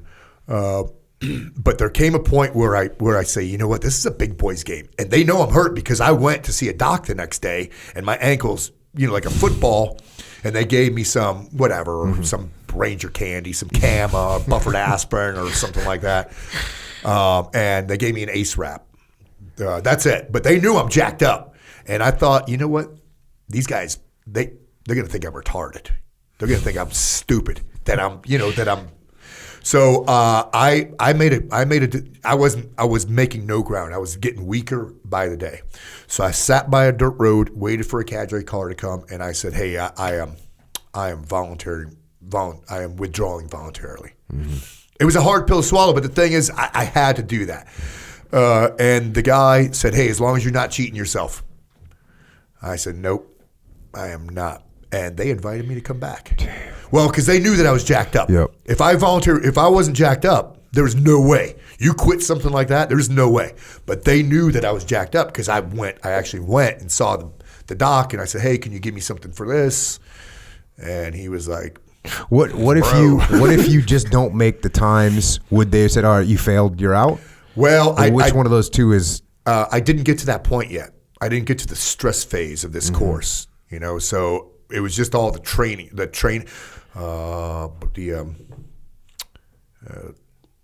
I forget what it's called, but like the training. Yeah, the training phase. It was the training phase. It wasn't the graded portion yet. So there was no maximum time. Right. You could have taken whatever hours. But I hours. felt that I was getting weaker and weaker and weaker every day. So yeah, they invited me to come back, and I took every bit of a year. And what I did too is I made a huge gamble. I was in Germany, and I volunteered to go to SWIC, Special Warfare Center, to be an instructor. 4-year commitment. I volunteered to go to that to get me to Fort Bragg to get me closer.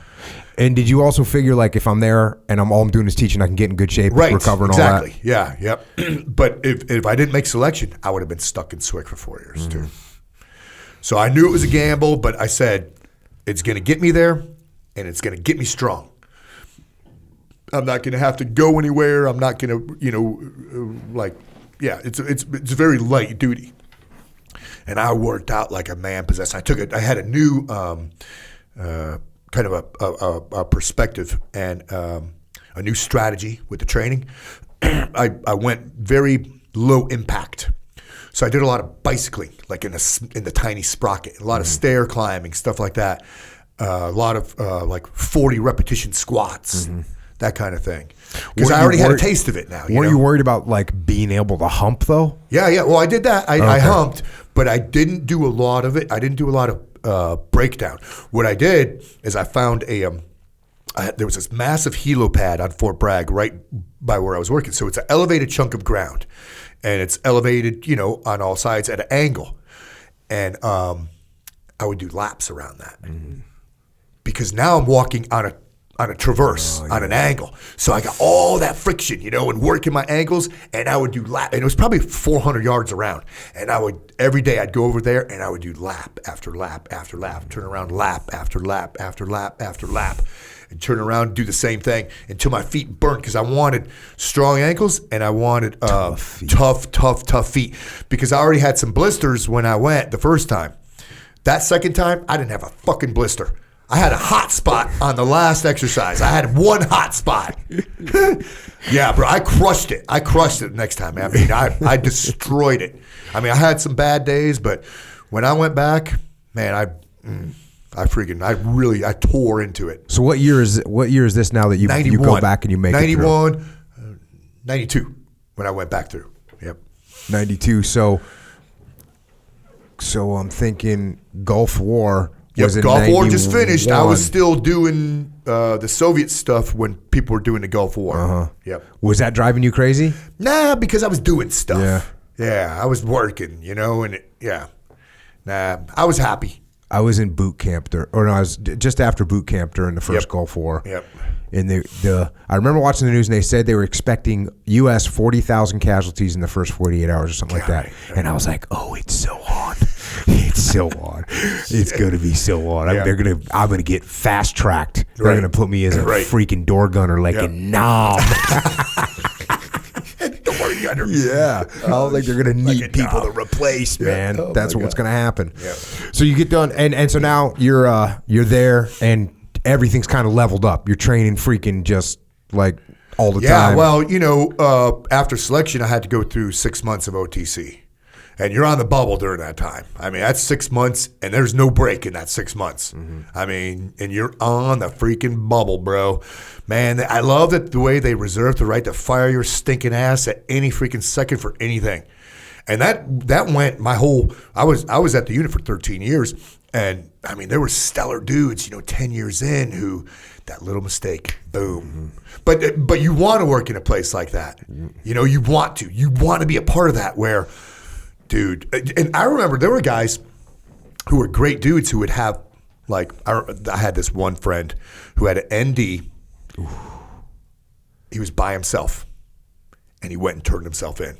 I was like, holy shit. And was that it? He's gone? Yeah, but with NDs, there were certain things that you were, they'd send you packing for a year, and you were able to get a relook. Certain What's things. an ND? Negligent discharge. Okay. Yep. Gotcha. Yeah. Oops. Yeah. And they didn't happen often, but when you're constantly around guns, you're constantly doing shit. All you need is a momentary lapse of reason, and that's it. We are human beings, and we are capable of momentary lapse of reason. And they happened to the best dudes I knew, man. The best dudes I knew. So UAD, Yeah. ND, same thing. This is the same thing. Yep. Yeah, they just Okay, changed the gotcha. verbiage I don't know, a decade and a half ago. Gotcha. So there are no accidents. It's negligent. I don't know. There's something. There's That's something. where it came from. I was wondering. I never thought about that fact. Yeah. Because I've been on the range enough where I've seen, where I know that shit actually does happen. I mean, I've got some great stories that are actual ADs. Yeah. Yeah, like Rounds cooking off. Not or like a guy dropping his backpack, and he's got like an ALS holster on. Car key goes into the holster and fulcrums up, boom, as he's dropping his backpack. Boogoosh, shit like that. I've seen a bunch of things like that. I've seen guys with like in the summertime out in the desert. Cook off. And they're like I remember we were new guys, and one of the guys with me, he's shooting, and all of a sudden, he's kind of, we're done, we're kind of debriefing, all of a sudden, crack! Ooh. And he literally just held up his weapon. He's like, I didn't touch anything, it's unsafe.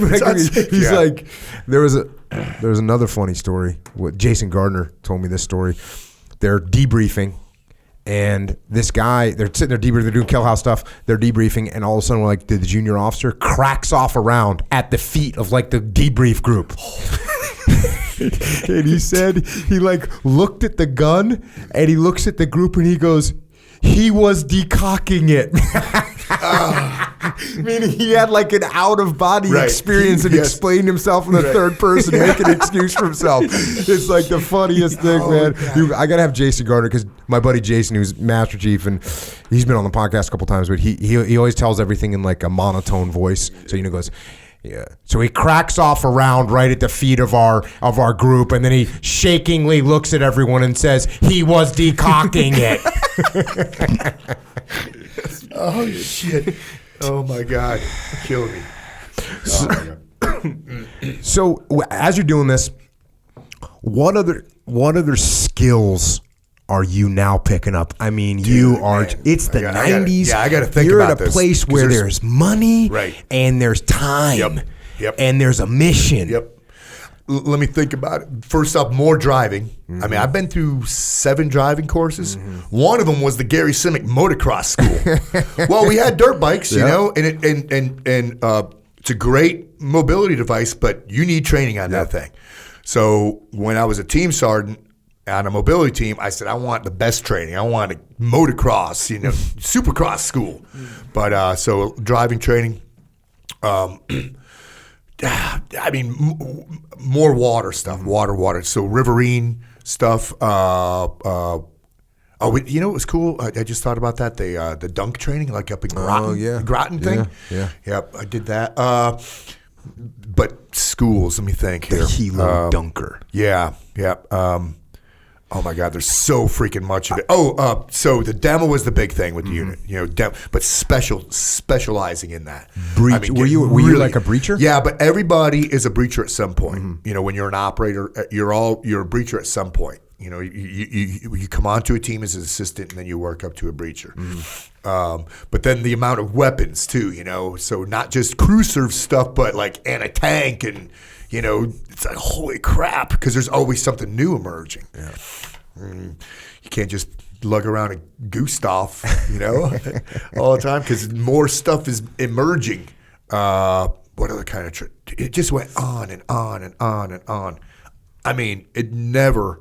The wheels on the bus went round and freaking round, and the amount of helo stuff that we did, you know, and a lot of different environmental training. So, you know, when we did winter training, it was hardcore winter training. When we did desert training, hardcore desert. We did mountains, you know, all that stuff, and then so a lot of environmental stuff. But I can't. I mean, yeah. I wish I was tasked with a homework assignment prior to, so I could have written those things down. But it's cool because I forget about how much shit that I've learned. The amount of shit that I've forgotten could probably, you know, fill volumes. But every once in a while I'll go, oh yeah, like Rebecca and I will watch a TV show. I go, oh yeah, I've done that. She goes, no, you haven't. I go, yeah, I have. I've done that. Yeah, trust me, I've done that. Yeah. And you're shooting.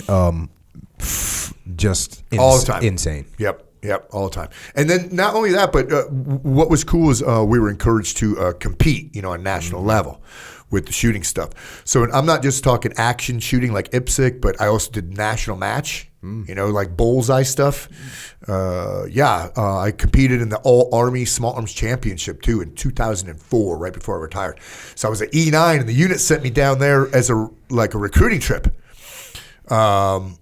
And best competition I ever went to. Now, they did preface it with, hey, you know, you got to win this thing, too. Now, no freaking, I tell you, that was not an easy, I did, but it wasn't an easy task, because you got like 250 competitors, and you got these, the Army Marksmanship Unit guys. The Army Marksmanship guys who do that. Right, that's what they do for a living. Job. You got Ranger snipers, 82nd snipers, because when you show up to that type of competition, you all look the same. Everybody's same haircut, same uniform, same M16A2 iron sights, same sidearm, same ammo. Dang. Yeah, same ammo. Everything's the same. It's like stock car racing. Right. Exactly. Bingo. Just like that. So no mechanical advantage with anything. Nothing. And then you start this week-long competition, you know, in the first several days, it's all national match. Rifle at 500 yards, iron sights. Granted, you're shooting, you know, 77 grain Sierra Match Black Hills. You're shooting good ammo, so you're able to group with these rifles. But after the rifle portion, I was sitting good. I was, you know, like out of 250 people, I was probably like 225. But when the pistol portion came up, I crushed everybody. So it was because thankfully it was a combined aggregate, so I was able to. I did not want to go back to you and say, yeah, I came in third or something like that. You know, I got beat by a E4 from division. Where were you when September 11th kicked off? So at that time, I was a OTC instructor, so operator trainer's course instructor. I was on the range teaching our OTC students CQB. One guy had a piece of equipment go down. I said, I'll go get it for you. Just give me that, and I'll go DX it for you. So I drive back down to the main buildings, go in, and the S4, the guy from Supply, is watching the TV, and one of the planes had already hit. And I said, what happened there? He goes, some plane hit one of the World Trade Center towers. And I go, was it an accident? He goes, it looks like it to me. Because at the time, that's what it was. And plus, people, you couldn't grasp the gravity of how big those buildings are. You know, they thought it was a Cessna. I completely thought it was a Cessna. Yeah. That's what everybody thought. Because those buildings are gigantic. So we're both watching it, and then I saw live the second one go in. And we both just, dude, when you watch that shit happen, now, I didn't see it on the news as a repeat. I watched it live, and I heard the news, the announcer go, oh boy. All right, nope, this is no accident. You know, and I went, holy fuck. So I got this piece of kit, boogie down range, and we did an admin halt, brought everybody back into the chow hall, big TVs on so they get kind of a update, and then brought them back to the shoot house to run CQB. Yeah. How long did it take from there before you got over to Iraq? It took me. Oh man, I was you were so a- bummed out, bro. Yeah, 'cause you were an because instructor. I was an instructor. Not only that, but they asked me to do another 6 months on top of my 2-year stay because there was a course that they were putting together for somebody else, and they wanted me to build this course. And I'm going, oh my god, squadrons are already on their second deployment, bro. And this is the crazy second thing. or third deployment. So it's funny because when I get over there, I remember the first night I'm with this dude I put through selection and OTC. He's a staff sergeant, and I'm an E9. And he goes, oh, Mac, it's so cool that I'm doing hits with you here. I said, yeah, bro, and tonight you're in charge of me. He goes, huh? I said, how many hits you got in country? He goes, 125. I said, well, I got 0, bro. Yeah, goose egg. So when you went over, you were telling me earlier, like you went over as like an ops position or something? Yeah, initially I went over as a in an ops position with it's a funny thing. We didn't even touch on this one. I went over to work with the unit's support squadrons. So I was working with all these guys with no training, and they're going outside of the green zone and all that to get resupplied, to get freaking. They're making buy-app runs to get diesel, going down Route Irish. Yeah, bro, it's soft skin Hummers, because we were nothing was up armored yet. Yep. And so I'm driving with them, scariest I've ever been in my life. Going with cooks to get freaking food. I'm one-man security detail. I got comms, AR, or M4, mags, and I'm out there flapping. I'm one-man security detail for dudes who have 0 training. They got guns and stuff too, but I know they have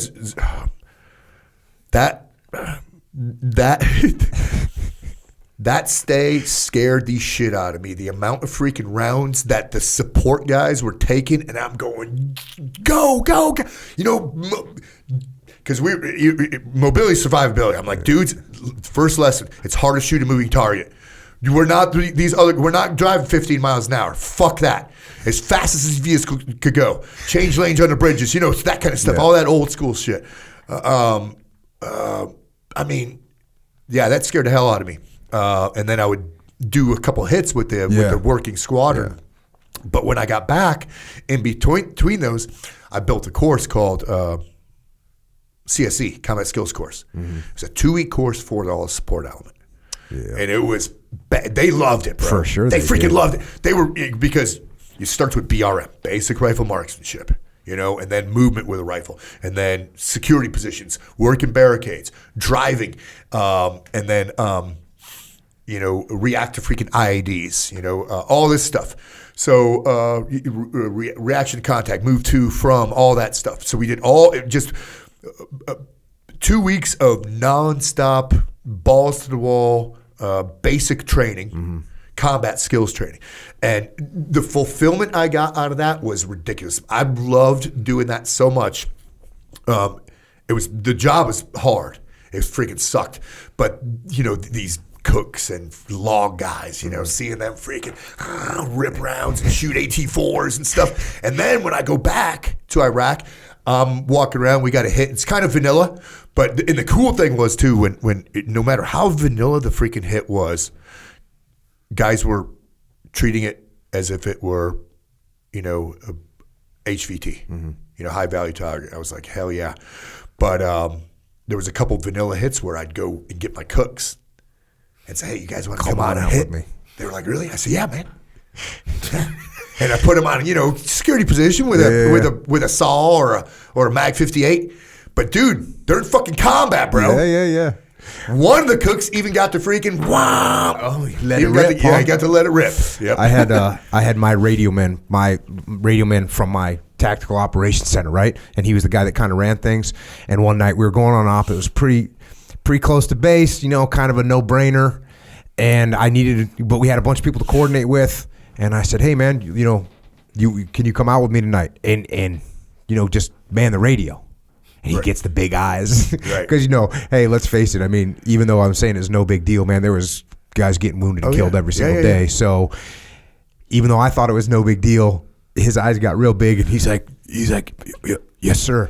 And so we get out, and we did, by this point, this was 06, we had armored Humvees, and we get on target, and I'm out, and we got multiple targets going down, and I'm the GFC, so I'm kind of conducting and seeing what's going on, and I walk over, and he's in the Hummer, and I go over, and I kind of like crack the door open. I was like, hey, man, you want to come out, and, I'll show you what's up, what's going on. Right and on. he's like, I'm good to go right here. I was He like, didn't Roger want those that. sights and sounds Shut of the door. battlefield. I was like, hey, it's all good, man. You just Yeah. chill. But Yeah. I mean, he was a great guy. He good did to all go. kinds of good work for me. Hell but yeah. we do that with the support people because they don't get good training, Right. And so they're normally not super comfortable rolling out. I had a CB too, who was this giant black dude, awesome guy named Biggie. And Biggie. He was awesome, but we took him on a couple where we had work to do. We had work for the CBs to do at some locations. And man, seeing him, talk about big, he turned from Big E just to Big Eyes, man. Right, big he was eyes, awesome. And one time we got hit with mortars in the camp, and they blew up our big water tank. And so he was just, he was a CB, which CBs are known for, acquiring things. Mm-hmm. So he went out in the next few hours and acquired a brand new, like, giant water tank. We're talking, I don't know how many, but as big as this room that we're sitting in. Yeah. A giant. He brings back another one on a crane. Damn. And He's Peterson, man, he's from the getting, Green Berets He's movie. getting it all filled up with water. And, I said, hey, man.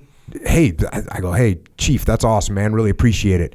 Appreciate taking care of us. And he goes, man, I'll do whatever I got to do to help you guys as long as there ain't no more boom boom in the camp. Yes. By the way, Biggie, I saw Biggie warming up with 315 on bench, warming up for like 10 reps. Yeah, that's legit. Biggie wasn't playing around. Yeah. And so the second time when you went back and you guys are doing these hits, so now what year is that? 05? Yeah, 05. So things right escalated before a I lot, retired, right? bro. Yeah. But things escalated a lot between 04 and 05. Yep. I guess summer of 04 was starting to get gnarly. Right. 05. And you guys are going out hitting targets, reload. I mean, Yeah, a lot of times like recock right there on the spot. Mm-hmm. So battlefield interrogation. All right, this guy knows so and so. Let's go freaking split the force and go check these dudes out.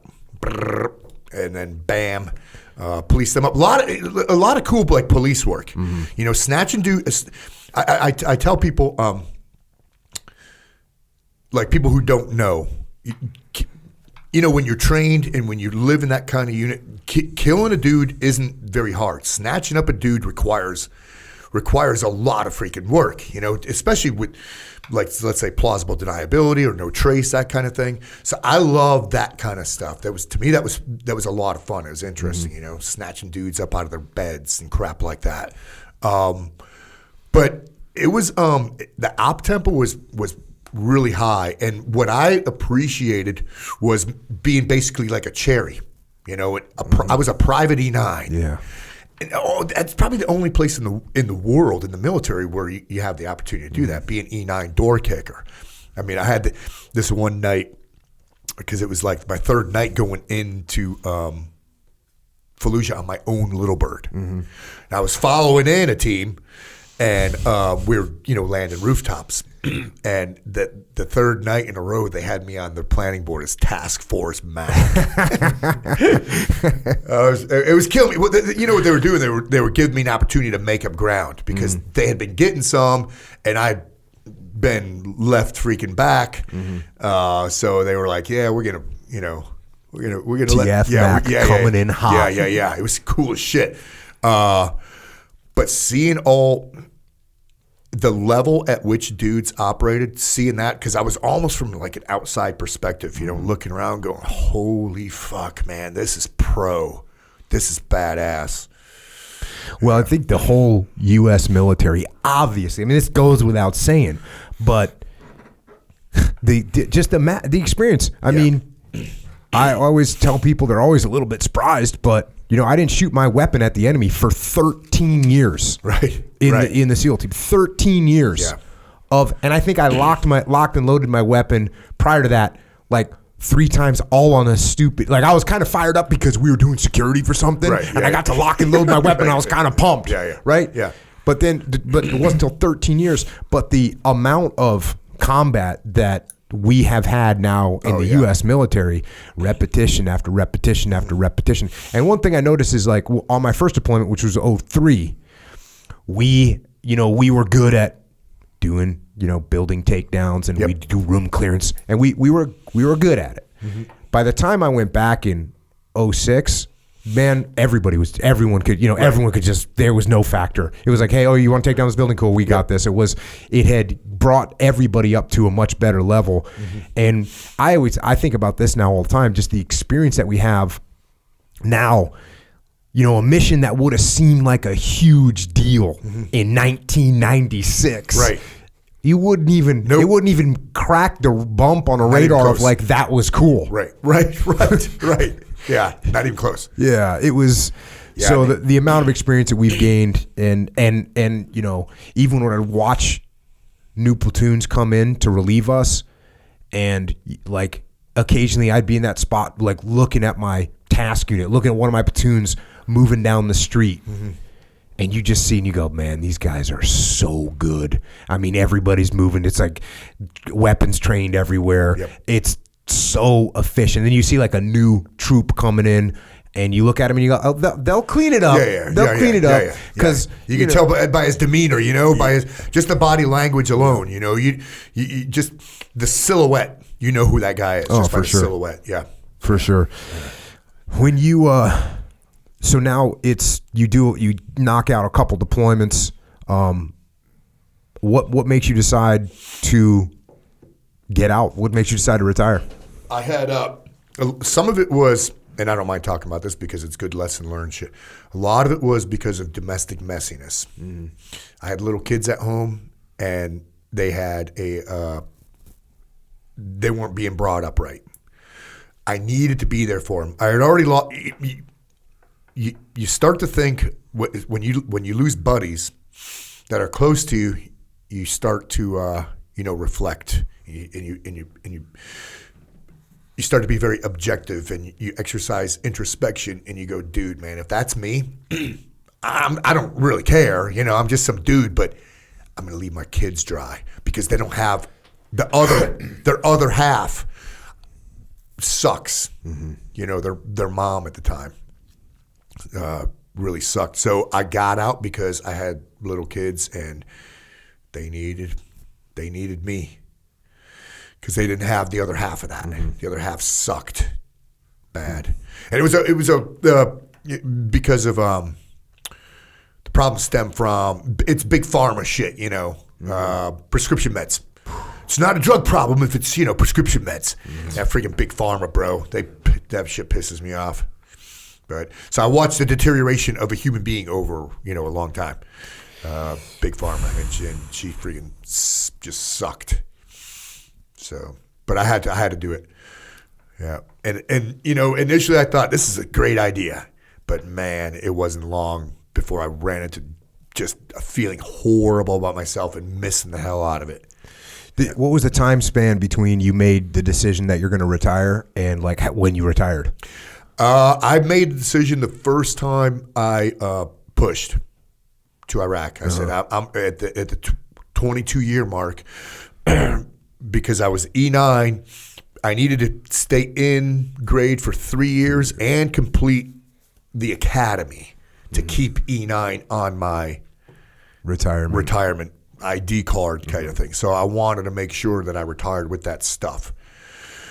So, yeah, I made that decision, got the academy right before I retired. I think I did the academy and retired 2 days later, something like that. Yeah. And then you retire. What was your plan when you retired? I had no plan. There you go. Zero. Check. But I got hired. Job offers like. Yeah, I got hired prior to retiring. There you go. Couple months. So that becomes the plan. Yep. And the thing is, that's low-hanging fruit. I don't recommend that to people. Mm-hmm. That low-hanging fruit shit, man, working for the man, fuck that. And this is 05. So contracting is still good money. Yep. Yep. This was before the I market did was not want to flooded. return to another shithole.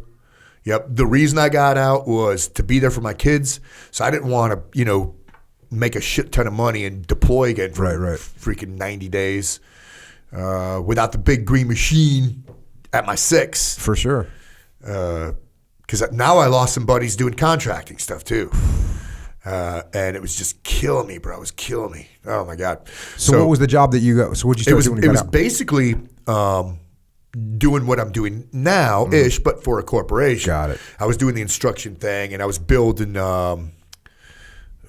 this unit called the AWG, Asymmetric Warfare Group. Yep. Yep, I was building them. You sent some people over to me in Ramadi. Yeah, I get was those guys training them trained up, and I was Right. the other thing I was doing was I built a course called CAT-C, Combat Applications Training Course, and we were training Big Army. I recruited a couple other guys, like me, retired unit guys, and we were training Big Army, a 5-day course. And I loved, when we first started it, we were doing training 1st Brigade, 82nd Airborne Division. It was 4th Brigade. 4th Brigade was stood up for a little while. And I love that these guys were so badass, that there were E4s with 2 deployments. For sure. And with combat wounds Yeah. and stuff By like the that. way, 2 deployments that were 13 Right, months 13 each. months. Yes, right. Yeah. And they were so badass, and their soldier skills were, so far surpassed than what I had seen in like the 90s or sure. something. So that was once again very fulfilling, running these guys hard, getting them really good training, and making them focus on the fundamentals, being expert at the basics. That still is my thing. But that was our thing when we were training the CAT-C program. Expert on the basics and fundamentals. So that was fun. I did that for a few years, and then I got laid off. What the fuck does that mean? You don't know it. You have no. When you're a career military guy, and then you're working for a company that does government contracting shit and is all retired military, you're not even thinking job security. That's not a part of your thought process. You don't go to bed at night and say, "Oh, I hope I don't get fired tomorrow." You don't think that. You don't think it. So the laid off thing is, and I didn't even see the writing on the wall because I'm dumb about corporate America. I don't know any of that stuff. So the company got bought out, and they started to cut corners, trim the fat, pinch pennies, all that stuff. And I was thinking, oh yeah, we got to do it. Got to cut those corners, got to pinch those pennies. I wasn't thinking about me. I cost money to them. And they laid me off with a phone call, man. A phone call. Not even face to face. And the feeling, because I was already down at that time. I was really bummed out. I was in a dark place. I was going through depression. I was freaking drinking on the job, like not on the range, but I would bring like a Jack and Coke to work in a big Coca-Cola bottle and stuff like that. I was hating life. I was miserable. And that's what you got your I guess she's your ex-wife now. Yep. She's dragging things down. Yeah, no support whatsoever. Disconnected from your former teammates that you spent your entire life with. Has no concept about that stuff, and not only disconnected from that, but disconnected from reality because of like prescription meds and stuff. So no connection between the neuroreceptors. Just dark space. Every once in a while, target of opportunity. A moment of clarity. Mm-hmm. But all that shit sucked bad. And then getting laid off, on top of it was like, holy fuck. And then the other half saying, oh, just get a job with another company. And I'm like, fuck that, man. I want to do something else. So I called 3 guys who owned companies. Mm-hmm. All good friends of mine, all ex-unit guys. And they all said the same thing. Yep, I will get you back. I will get you work if you need it. But, dude, man, do it yourself. Mm-hmm. You have the ability to do this. So they all gave me permission to be my own guy. Mm-hmm. Best thing that ever could happen to me. Because that was 10 years ago. And I generated my company, T-Max, and it just freaking detonated after that. It went batshit. Yep. I mean, there's ebbs and flows. It's scary. You running your own business, mm-hmm. There's ebbs and flows. And I've, I got ripped off by a promoter. I had to go through the sequestration 2013, all that deficit spending bullshit, where I had all government contract stuff for the year, and then that light switch went out in January. Gone. No money. None. At the same time, I'm going through divorce. and dude, that was hard. But that was good. It was freaking awesome. It was so good. Those kind of lessons learned, you really grow as a human being based on how you come out of a bad situation like that. How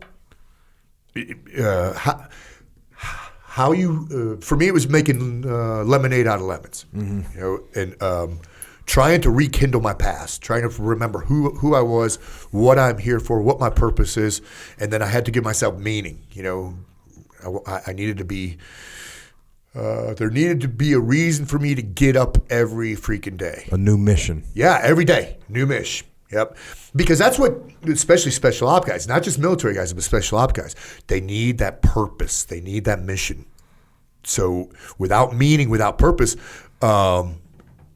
you could falter. You could short circuit yourself, and you could start slipping into dark places. And you were slipping there, dude. I almost capitulated. I was close, bro. I mean, I was dark. I was at the bottom, and then it lasted for years. I lived in the bonus room above my garage for 5 years. I lived in the bonus room above my garage. I wasn't a drunkard, but I was drinking all day, so nobody knew it. That I was medicating. Nobody knew it because I would just all day long. Probably 11 o'clock in the morning start, and I had no. I mean, I would go to work. I would get jobs. And I was faking it. I was faking the, get you some Pat Mac, all that. I was just faking the Mac show, just faking it. And nobody knew where I was. Nobody had any idea. Because I wasn't like hanging out. I had no close friends or anything like that. My kids were my close friends. And they were my sanctuary or my escape, hanging out with them. Are you still working out? At that time, not very much. Mm-hmm. I mean, I'm getting by because everything that I did, my now ex thought it was because I was having an affair. So there's no other explanation for me working out other than wanting to fuck somebody. There's no explanation. Everything that I did was because it's an affair. And I had, in her mind, I mean, it was bad. When I say, yeah, my ex is crazy, they go, oh, I know what you're talking about. Oh, yeah. I say, no, man, I'm not talking bitch or cunt. I'm talking legit crazy. I had a girlfriend, imaginary girlfriend, living in her closet for 4 years. Her name was Skeeter. Damn. I would come home and the cops would be at my house. And she had taken all the light switch panels off and showing the cops that there are blue washers because I'm bugging the house. Stuff like that. I would come home for 4. I remember doing this one trip for 24th SDS, CCT guys, badass dudes. 4 days training. I was wiped out, man. I was smoked, and I was coming back from. It was up by Moyac, Yep. So for me, it was like a 5-hour drive, and I'm back in my driveway with the truck, and I'm looking in the rearview mirror, and all my shit is in the driveway. It's all in the driveway. And she's sitting on a stool. She's going through like my tackle box, and all my tools. And it's all just everything. She's looking for clues or something, That was I remember that night. That was the straw that broke the camel's back. And she called the cops that night. Cops came, and they said, hey, can you stay somewhere else? I go, yep, absolutely. Because there had been a hotel that I'd been going to. Mm-hmm. And it was just a mile down the road. Next day, one of the cops calls me, and he says, can I talk to you? So I said, where you at? He said, I'm at your house. I drive there. He goes, hey, I ran into your wife in the village. She's freaking doped out of her mind. He said, brother, he knew who I was, where I came from and stuff like that. Very nice guy. He goes, you need to take radical steps, and you need to get the fuck out of here. I know you're in it for the kids. Kids are resilient. They will be able to handle this, but you need to get the fuck out. And I was going, oh man, I was broke down because nobody until then, nobody. I realized I felt that I was all alone in the world, that I was going through this shit. That nobody had any idea. The cops had seen it because they've been there many times. But that night, I get jacked up again, and I'm with my sweet son, James, and I'm talking to him, and I remember telling him. How old is he at this point? He's probably, let me see, 13. He's 7. Okay. And I said, James, I don't just love you. I am in love with you. And he started crying. That really meant something to him, you know? It really meant something.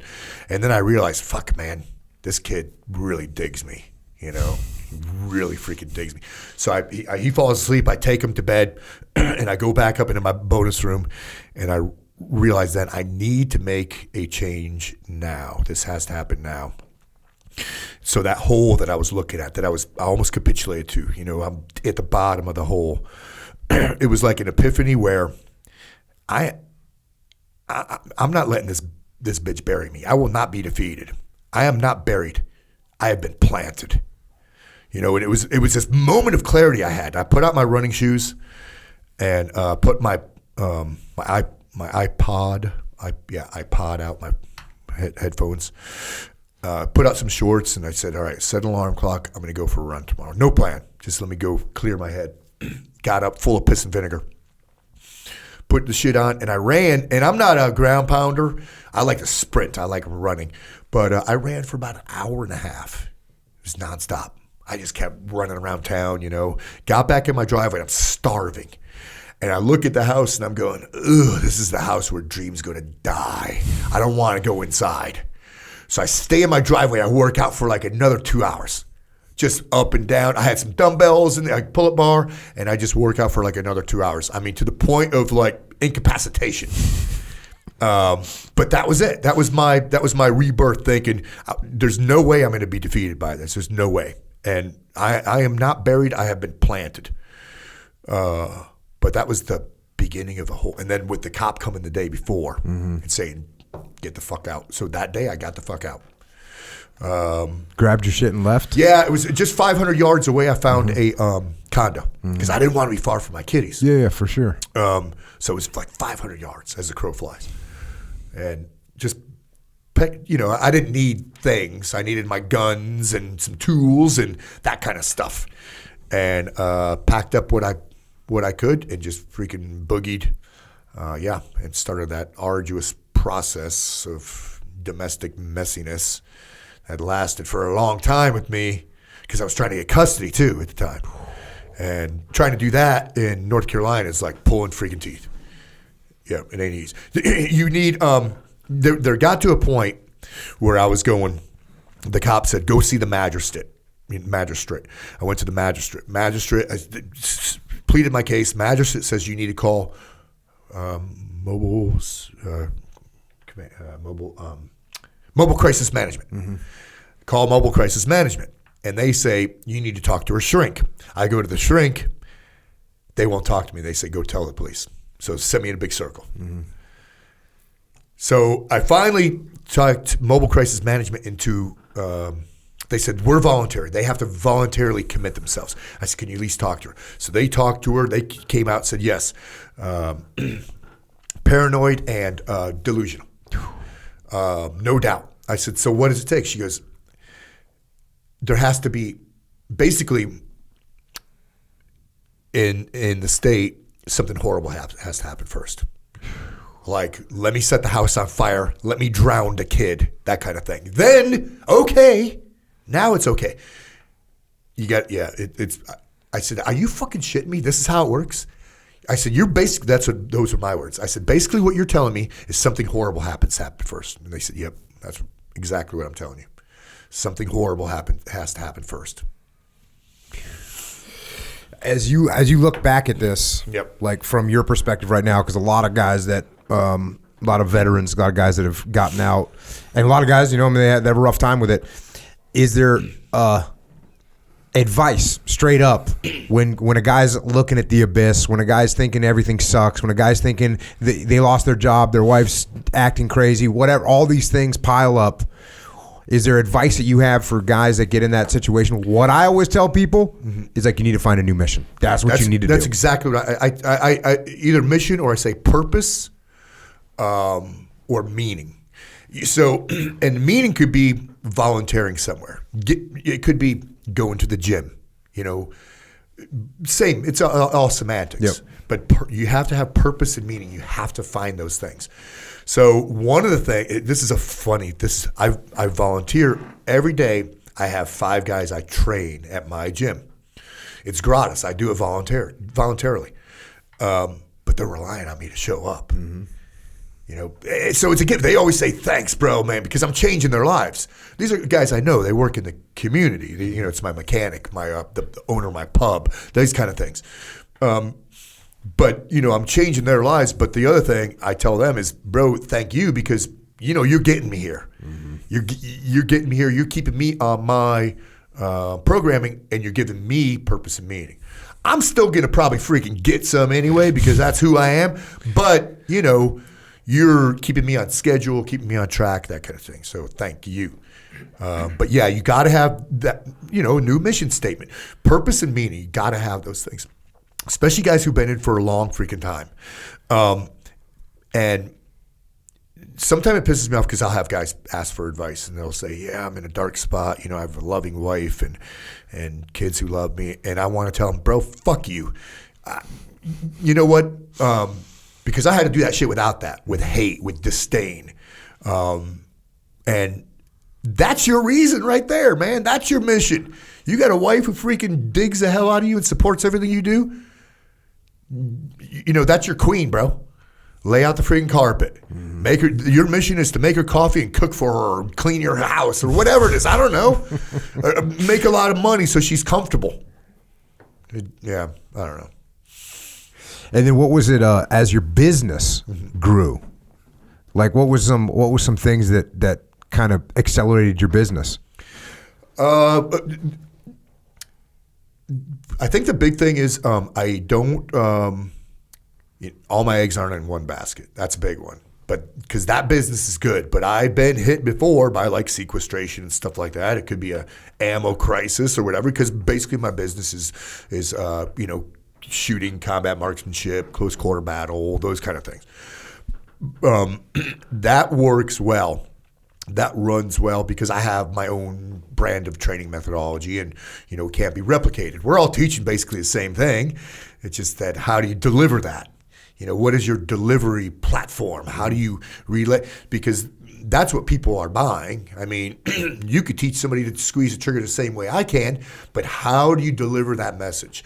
And then, you know, what words do you use? And what demonstrations can you put together? And how is this important or why? So that business goes good. And then I keep jamming shit into the pipeline. You know, I still don't want to, man, when opportunity knocks, I'm like, yep, I'm snatching that up. I'm doing that. Yep. Oh, man. And it's been a double-edged sword because the last couple of years I've got really smoked. So this year I cut back on courses and I'm going to work more out of like home, do more mentoring and coaching, like online stuff and, you know, selling more product, that kind of thing. Mm-hmm. What kind of products you selling? Well, you know, I got the bands, the get you some bands, and those are, you know, every once in a while I'll get them in stock, and it's not something I have a constant flow of because I have to order them; they have to be made. I've got a sling ding, you know, that's for an AR. It's kind of like a modular monopod. I got books. I got what kind of product do I have? Not a lot. I have like a store, you know, T-shirts and stuff like that. Yeah, in case somebody wants to get you some. Yep. That's one of the T-shirts. Get you some. That's one of them. Get your Blaze Ops on. Get your Blaze on. And you do when you like I've seen some of your stuff where you've got like Blaze Ops 45s weapons. Oh right, yeah. Are those like available? Well, those every once in a while I do a collaboration. Got it. With a guy, you know, and so I did one with because I know someone that needs a Blaze Ops. Yeah. That was around here. There was 25. Only 25 of those were made. We got to do another run. Yeah. Well, I'm collaborating right now with another company to do a different one. So it's very fledgling right now. It's in its infancy, but I've done like a knife, you know, a knife by one company. I've done 3 different guns. Different gun companies, working on another one right now. It's just good to collab, you know, build partnerships with companies. For sure. Yep. Sometimes they work well, sometimes they do not. Yeah. Because not everybody out there is, there's some slimy motherfuckers out there. There is indeed. Yeah. I mean, look, dude, it's been over 2 hours. Yep. But so all this stuff that you're doing right now, you're getting after. You got tmaxinc.com. Yep. That's where people go to hook up with your training. Which I looked at your schedule. You said you're not doing as much. Yeah. Bro, your calendar's pretty packed. It's not much more than 2 courses a month, though. Yep. For the year. But you do them in different locations. Yes. People can go on there. Yep. You know, and what I was going to say was you're like, hey, look, you know, people can shoot and there's, you know, thousands and thousands of guys that are really good with pistol. And then you kind of mentioned, but, you know, it's a methodology. But also, look, I instruct too, man. I teach leadership all the time. That's what I do. And there's a bunch of people that teach leadership. Yep. There's a communication skill set that you have where what you can do is convey the message properly that so people actually absorb it. Right. That's the important part. I like to say that, you know, the big thing about teaching is you have to be the right person who's going to say the right thing to the right person at the right time. It's important to know what to say, but more important to know what not to say. And the message has to be palatable too. And then, you know, it has to resonate and be relevant. But yeah, man, I love doing that. I love the teaching thing. And those courses are for everybody. Yes. Yep. I do open enrollment courses, so they're for everybody. So I get the full gamut of people. I think most of them are sold out this year. I think the only one open, I have a women's course and a beginner's course. I've never taught either. Right on. Where's the beginner's course? Because Echo Charles is signing up. They're both in North Carolina. Fly to North Carolina, Echo Charles. Yep. I'll bring my party mix. All right. Party mix. Yep. So we got tmaxinc.com. Then you also have combat strength. Right. Training. It's combatstrengthtraining.com. Yep. Which is where, and you got, look, one of the reasons I didn't talk a bunch about this is because you got awesome videos online. You talk about what you're doing. You show what you're doing. Right. You got those courses. Clearly, you're based on, and I hate to use the word functional because everyone uses the word functional. Right. But if go and look at your stuff, what you're doing, you can see clearly these are drills, skills, conditioning based on being able to function in a wide variety of environments, critical situations. Yep. Yeah, the functional thing is overused and abused. I'll say it's exercise for the real world, maybe. I think that what we do or what I put together, it's all about life-saving or ass-kicking. You know, those are essentially it. And I put a lot of free information out there on my Insta-shiz on my Instagram. Yeah. So that T-Max Inc. Insta.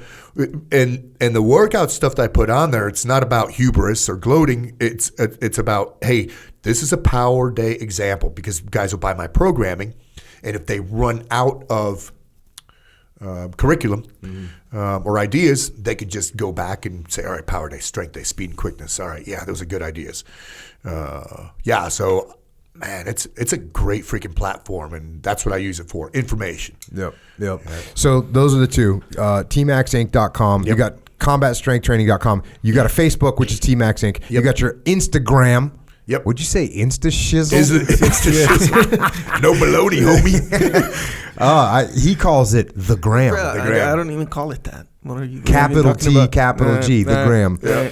And yours, you do all kinds of. The other thing you do, you talk about theirs, which is awesome, is you give people a little heads up on, you are your own protection detail. Right. Yep. So Sunday Sentinel sermons. Yep. So teaching people, hey man, there's just some things to think about. Yep. And everybody could use those things. Right. Because the world is not a happy, peaceful place all the time. Right. Yep. And it's really easy to lose track of those. Echo, you got anything? And I got my YouTube channel too, Pat Mac YouTube channel. Oh yeah, and those are great shooting They're drills. fun, You got all kinds ridiculous. of stuff. It pisses me off every time I see it because I know you're like either at your gym, at your house, at your range, and I of course live in California, in a city. Yes. So the only luckily I get to shoot my bow. But I'm not cracking off rounds out my back door. I can promise you that. So every time I see you climbing a fast rope and cracking off rounds, I get so pissed. I'm like, well, I'm moving to North Carolina. Yeah, Come on. Free America. What do you got, Echo? Anything? Oh, your bicep. Like, what's the status on? It's good. I mean, it like if you were to look at me arm-to-arm comparison, one smaller than the other, and there's a big scar on, Well, you said it tore on the muscle. On the muscle, yep. So did you have surgery? They stitched yeah, it yeah, up? yeah. It was very freaking meatball surgery. Army. Yes. You were an 18-year-old private. They gave that to like a new guy doctor. Yes, They're like, hey, we got one for you there. The scar's gnarly. Lieutenant. It's all keloid. It's like that wide, But it's fine. Echo tore both of his. He tore each of his biceps. Yeah. Did you have him operated on? Yeah. The tendon, though. Right, the tendon. Yeah, that's different, though. Yep. Crazy. Yeah. But it works, though. You're working. Yeah. All good. Yeah, all my surgeries, because I've had a bunch of them. Yeah. Everything's good, man. I'm feeling pretty good, but I attribute that to how I train and I take care of myself. So I work out pretty freaking smart. I'm a little more tentative now because I'm 55 freaking years old. So, I'm a little more tentative when it comes to like mixing it up, grappling, freaking, that kind of thing. I don't need to get jacked up while I'm training. It's called fitness, not brokenness. I got my own. The other thing is I got my own podcast. Right on. And University of Badassery. That's right. Yeah, that's it's right. cool with CJ. And what's CJ's deal? He's the metal motivator. So he used to be a preacher. Yeah. So we've got a pretty good dynamic because he's got a gift of oratory, bro. I mean, that guy can jack his jaws, and he makes religion cool too. But he's like a metalhead, right? Yeah. His moniker online is the metal motivator. Right on. Yeah. Right on. It's funny as hell. But how often do you guys put out that podcast? Not often enough. Like once a month and a half, something like that. Yeah. But it's fun. It's all upbeat, know. It's, positive messaging and stuff like that. Right on, man. Right on. Anything else? What did we miss? Anything? No, bro. I just really I appreciate the opportunity to be sitting here with you. And like I said, man, the interweb is a cool place if you use it right. If you use that thing right, it's a great platform that can help others. And then I get to meet guys like you. Yeah. And you think it's like, dude, I already freaking know you because of the interweb. It's the same feeling I get every time. Right on. Running, yeah. Right on. Well, hey, man, thanks for coming on. Glad you came out to California. Right on. Thanks for your 22 years on the grind. Cool, thank you. Taking us as a nation from the Cold War through to the War on Terror. If it wasn't for guys like you that kept those skills up during all that time, that we wouldn't have been ready for what we faced on the battlefield. Right on, so thanks for your service, brother. And rock and roll. That's what I'm talking about. Thank you, sir. Right on. And with that, Pat Mack has left the building. And we are here. Should be, hopefully, let's just say, enthusiastic about improving our skill sets in life. Agree. In all aspects. Yes. Sometimes it might be hard to figure out, of all these skill sets, where am I going to put my focus? How do I prioritize and execute selecting proper skill sets to improve on? Yeah. What do you recommend, Echo Charles? Well, I recommend jiu-jitsu, obviously. But interestingly, right, so Pat Mack, he's over here jumping at all opportunities to improve his skill sets. Every training scenario he was offered, jumped on it. Yep. Then what do you wind up with? A lot of skill sets. Yep. Very good. So many skill sets that you kind of forget you have them until the moment comes, and you're like, oh, I can do that. Or I did that. Yeah, it's true. So don't forget what skill sets you have until it's time to disarm a Bulgarian landmine, and you're like, I went to school for that. Yes. Pat Mack coming in hot. Right. So don't let jiu-jitsu not be one of those skills. Yes. See what I'm saying? We didn't even talk about the fighting skills with Pat Mack for some reason. Yeah. Because he does stand up. He does the jiu-jitsu. His gym is primarily an MMA gym, actually. Mm. So, anyways, we, including Pat Mack, agree. What is one skill set that you can utilize just about everywhere? The jiu-jitsu. It's true. So when we train jiu-jitsu, we need a jiu-jitsu gi if we're doing gi, which we recommend doing gi. So we are, in fact, doing gi. So get an Origin gi. That's the answer. Best gi factually in the world. Many options. Quality arguably luxury. Arguably. Oh, is that a problem for me? I don't know. Probably. When I put on my Rift gi, am I kind of... You're in the lap of luxury, yeah. Dang. For sure. It does feel that way when you put on a Rift gi. Very luxurious, yes, sir. Nonetheless, it's functional as well. True. More importantly, Yes. and just so happens to be made in America. Yeah. That's not just so happens. It's made in America through the determination. Yeah. The determination of the people of America. On purpose. Well, It's yeah. not happenstance. No, Straight no, up no. on purpose. There was people that said it couldn't be done, by the way. Yeah. Pete Roberts told all those people, really? Yeah. Watch this. We're just going to see about that one on that one. And it's cool to make gis in America. Unfortunately, it's not cool that you can't wear your gi all the time. Yeah, that's, I guess that's not cool. Right? That's not cool. I mean, let me rephrase that. You could wear your gi all the time, but you might get some funny looks at the supermarket. So Have you ever worn your gi outside the gym? Yeah. The gimnasio. Yeah, so one time where I was up later than my lovely wife. Mm-hmm. I didn't want to go in the room and like disturb her, maybe wake her up or something like that, to go get a jacket. It was kind of cold, so I went to put on. I was wondering how you got a gi on. So I needed a jacket scenario is what's going on, but I didn't want to disturb, so I'm like looking around for just, I don't know, anything. I didn't want to put a blanket on myself while I'm on the computer. It seemed kind of, I don't know. I mean, I guess I could have, but it kind of not functional. You don't get in the way when you're typing. You got to readjust. Anyway, I find the Rift gi. I put it on. It worked. You see what I'm saying? Yeah. So I was there sitting there wearing my gi top outside of the gym. And what were you wearing? Were you wearing pants, joggers? No. I don't. Shorts. I probably was not wearing shorts if it was cold. But Good point. To be honest, that's not a good point for me though, because I wear remember. shorts when it's cold all the time. Yeah. But your legs don't get cold, right? That your is whole true. thing. Your legs. Yeah, I don't know. I don't remember, but I think it was pants of some sort. All right. Nonetheless, yes, we're getting origin gi. Yes, and because you can't wear a gi unless you're Echo Charles in your house, don't want to wake up your wife. Yes. Most of the time, you don't want to wear a gi around. Mm-hmm. If you need pants, guess what you can get? Jeans. Origin jeans. Origin jeans, which are also made 100% in America. And we just released the second version of the jeans, which are, the first version was called the factory jeans. They're a heavier weight. I guess technically they'd be a medium weight. But we have now launched the Delta 68 jeans, which are lightweight. Yep.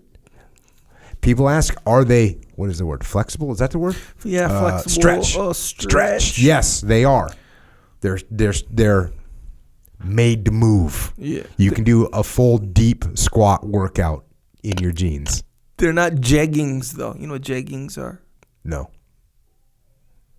They're leggings, but jeans. Oh, wait, no. They just look like jeans, but they're leggings. Oh. So they're not jeggings. Yeah. Kind of a violation of like humanity with that. Hey, you're the one who said the stretch. You said the word stretch. Not me, you. So, unless we got to clarify. So, Delta 68 jeans have some give in them. Let's just say that. Has some give in them. They allow you to move, some freedom of movement. You want to do a high kick or something like this? Mm-hmm. Fine. Right? You're good. Okay, boom. There you go. Delta 68 jeans are in the house, as it were. Also, joggers. Comfortable joggers. For people that wear joggers. In the event of you wearing joggers, boom. OriginMain.com. That's where you get this stuff. Also, supplements. Jocko. Are supplements important? They are important.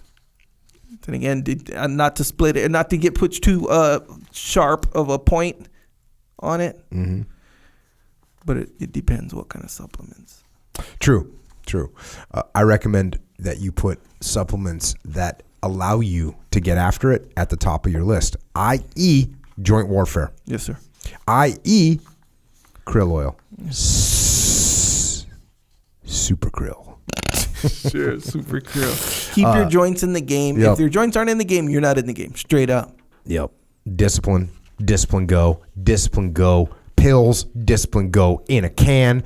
You're going to need more protein. Guess what? You might as well get a protein that tastes like dessert. You don't have to punish yourself with protein. Remember those days? Back. If you wanted extra protein, it was a punishment. It was a punishment. Yeah, if you wanted the good one. Like, you could get the can. You know how, like, Mega Mass 5,000. I don't know if you ever had this. Oh, the yeah, one it in was the like big, 2,000, in the then it was big- 5,000. Yeah, it's in a big, like, dog food bag. Yeah. It's a huge thing, but it tasted pretty good. But I'm fairly certain Junk. there was, like, straight up sugar and all this stuff, and maybe, like, technically I might add some protein in there, but it was like 5,000 calories or something like this. Yeah, it was just. You see what I'm saying? So, milk. You don't need to drink that junk anymore. Now you can drink milk. Mint, strawberry, vanilla, chocolate, and peanut butter. Peanut butter. Yeah. Good stuff. Yep. And you also got Warrior Kid milk. You can hook that up for your children. Why would you give your children poison? No reason. Give them milk. I'll tell you the reason, man. Short term versus long term. It's everything. Everything can be broken down to short term versus long term. So you can give your kids poison, as it were, or these supremely unhealthy items for short term gain. To keep them quiet, to keep them from complaining, to put a temporary smile on their face. You know why you do it? I don't even think that's the case, man. I just think you don't know. You just don't know. Now, yes, you're right. You go, okay, hey, I got this strawberry beverage. It's going to keep my kid quiet, make him happy. You don't even know that there's an option, that there's something that could keep them quiet, make them happy, and make them stronger and smarter and better. Yeah, so you know how like whatever, we'll discuss that really most things, pretty much everything in life can be broken down into short-term and long-term, like battles, right? Most of the time, by most, I don't know really what I mean by most, but we'll just say most of the time.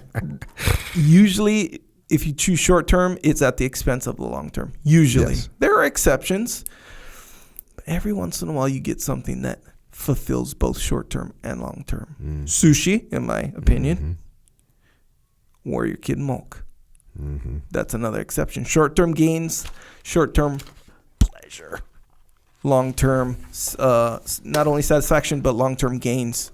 And by the way, you can get all this stuff, including Jocko White Tea, at the Vitamin Shop, or you can get everything that we just talked about at Origin Maine, the state, MAINE.com. It's true.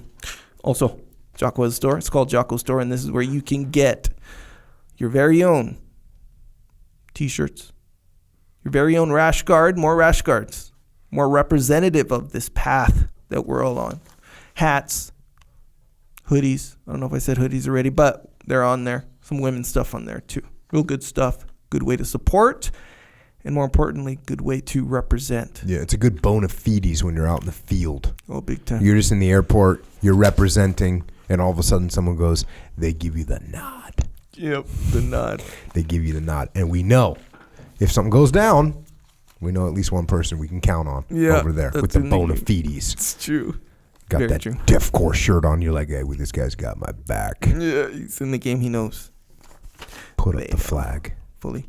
Also, subscribe to the podcast if you haven't already on your iTunes or Stitcher, wherever you listen to it. It's a good benefit to subscribe, right? You get the episode right in your, I don't know if you call it an inbox or what, but you get it on your phone. And also, don't forget that we have the Grounded podcast. It's true. And the Warrior Kid podcast. And don't forget, if you like the Warrior Kid idea, you can support one Warrior Kid named Aiden who makes soap at IrishOaksRanch.com. Do we have it up on our site yet? No, currently, we're finalizing some stuff, but I did get my sample of the killer soap. And? Very good. Approved. Big time, right? It actually smells kind of good, too. Yeah, so, yeah, and yeah, it's yeah. not one of these flowery ones, Oh, which no. I dig it. Here's the thing. I'm not mad at flowery soaps. I am. Okay, I dig it. I fully dig it. But I am not. In fact, every once in a while, I'll appreciate a little, maybe not necessarily flowery, but, Okay, bro, you don't need to tell us all like this a stuff right Irish, now. like a refreshing, you see what I'm saying? Nonetheless, the killer soap has a scent to it. It's mild. but an approved scent to it. Well, I like it. It's tea tree oil. Yeah. But is it a tea tree oil scent? No. Well, it has tea tree oil, but what it actually smells like to me is mint. Yeah. It's just, and it's this. What about the visual effect? Yeah. See, yeah, that's it's cool. A black soap. Yeah, it's pretty It's good. so awesome. Yeah, it's good. And you know what that soap is called? Killer soap. Killer soap. Help you get rid of little nasties that are crawling on you. Oh, yeah. And the other thing it helps you do is it just goes ahead and it will help you stay clean. Oh, yeah, that's good. That's a good thing to be helped with for sure. Also, we have a YouTube channel. Pretty much you have a YouTube channel. No. It's the we. You're on the YouTube channel. You're In fact, the one bro, let's face it. You're on the YouTube channel. It's your Sure. YouTube channel. Well, it's ours. I'm on there sometimes. If it's my YouTube channel, then what is it called? Jocko Podcast. Oh, okay. I guess that kind of does make it mine. I think it's totally yours. And, you can see the video version of this podcast. You want to see what Pat Mack looks like if you don't know already. Yeah. Let's face it, a lot of us knew already what he looked like. See what I'm saying? But if you didn't, or you want to see more, whatever, you can see it on the YouTube channel. Also, some excerpts on there if you're interested in that, which is kind of cool. We've talked about it before. Fire. Explosions. Okay, yeah. Psychological warfare. If you need a little psychological hitter. Sure.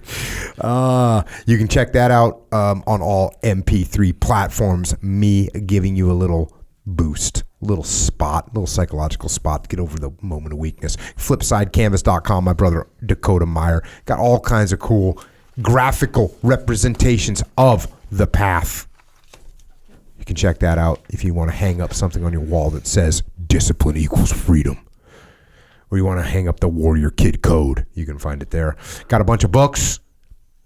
The latest is called Leadership Strategy and Tactics Field Manual. Appreciate everyone hooking that up. And now what I see is people posting that they bought 14 of them for every person on their team. Mm-hmm. And I'm going to tell you, you get every person on your team moving in that direction, your team is going to rock and roll. So check that one out. For the kids out there, we got Way the Warrior Kid 1, 2, and 3. And we got for the littler kids, Mikey and the Dragons. Get those books. Get them for even if it's like your neighbor kid.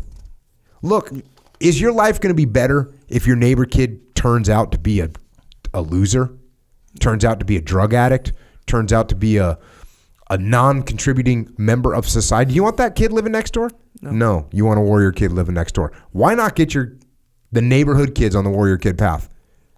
Good point. Get them all the book. Get them Mike and the Dragon so they can overcome fear. Let's change the culture of America and make kids warriors. I don't think that's too much to ask. No, man, it's not. Discipline Equals Freedom Field Manual. There's a book that you get for yourself, for people that you know that you want to help them, help yourself to have more discipline. Because if you have more discipline, guess what you're going to end up with? More freedom. Hence, Discipline Equals Freedom Field Manual, how to get after it. And then there's Extreme Ownership and the Dichotomy of Leadership, which are leadership books for you, your team, your business, your life. Check those out. We also have Echelon Front, which is a leadership consultancy where what we do is solve problems through leadership. That's what we do. Go to echelonfront.com for details. We've worked with companies of all sizes all over the world, and that's what we do. So check that out. We have EF Online, which is a way to train the principles that we teach at Echelon Front, train them in your company, in your business, in your life, online, interactive, engaging. Check that out, efonline.com. We have the Muster, which is our leadership event, leadership seminar, leadership gathering, and that this year is in Orlando. It is in Phoenix, Arizona, and it is in Dallas, Texas. Every one that we've done is sold out, and these are going to sell out too. So if you want to come, go to extremeownership.com for details and to register. And of course, we also have EF Overwatch and EF Legion, which is where we are taking military personnel that understand the principles of leadership that we talk about all the time, taking them and employing those leadership principles in the civilian sector. So go to efoverwatch.com for executive leadership. Go to EF Legion for frontline leadership.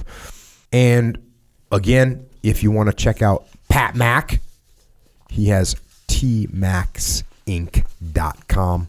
And he also has combatstrengthtraining.com. He's also on Facebook, TMAX Inc., and Instagram, TMAX Inc.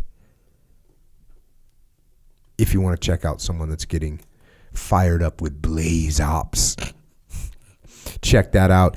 And if you want to hear more from Echo and me, well, we're also on the interwebs, on Twitter and on Instagram and on Los Frosh Boca. Echo is at Echo Charles and I am at Jocko Willink. And thanks once again to Pat McNamara for coming on, sharing his wisdom, sharing his experience. And more importantly than that, thanks to Pat Mack for his service and sacrifice, holding the line, continuing to pass on knowledge to make people in every walk of life better. And the same, of course, goes out to all vets and all of our uniformed soldiers, sailors, airmen, and Marines out there training and fighting to keep us safe and free. And to our police and law enforcement and firefighters and paramedics and EMTs and dispatchers and correctional officers and Border Patrol and Secret Service, thanks for your service as well, which also keeps us safe. Thank you for what you do. And to everyone else out there, listen, make yourself capable. Improve your skills. Be ready. Be prepared. Be able to take care of yourself and the people around you. And the way you do that is to go out there every single day and get after it. And until next time, this is Echo and Jocko out.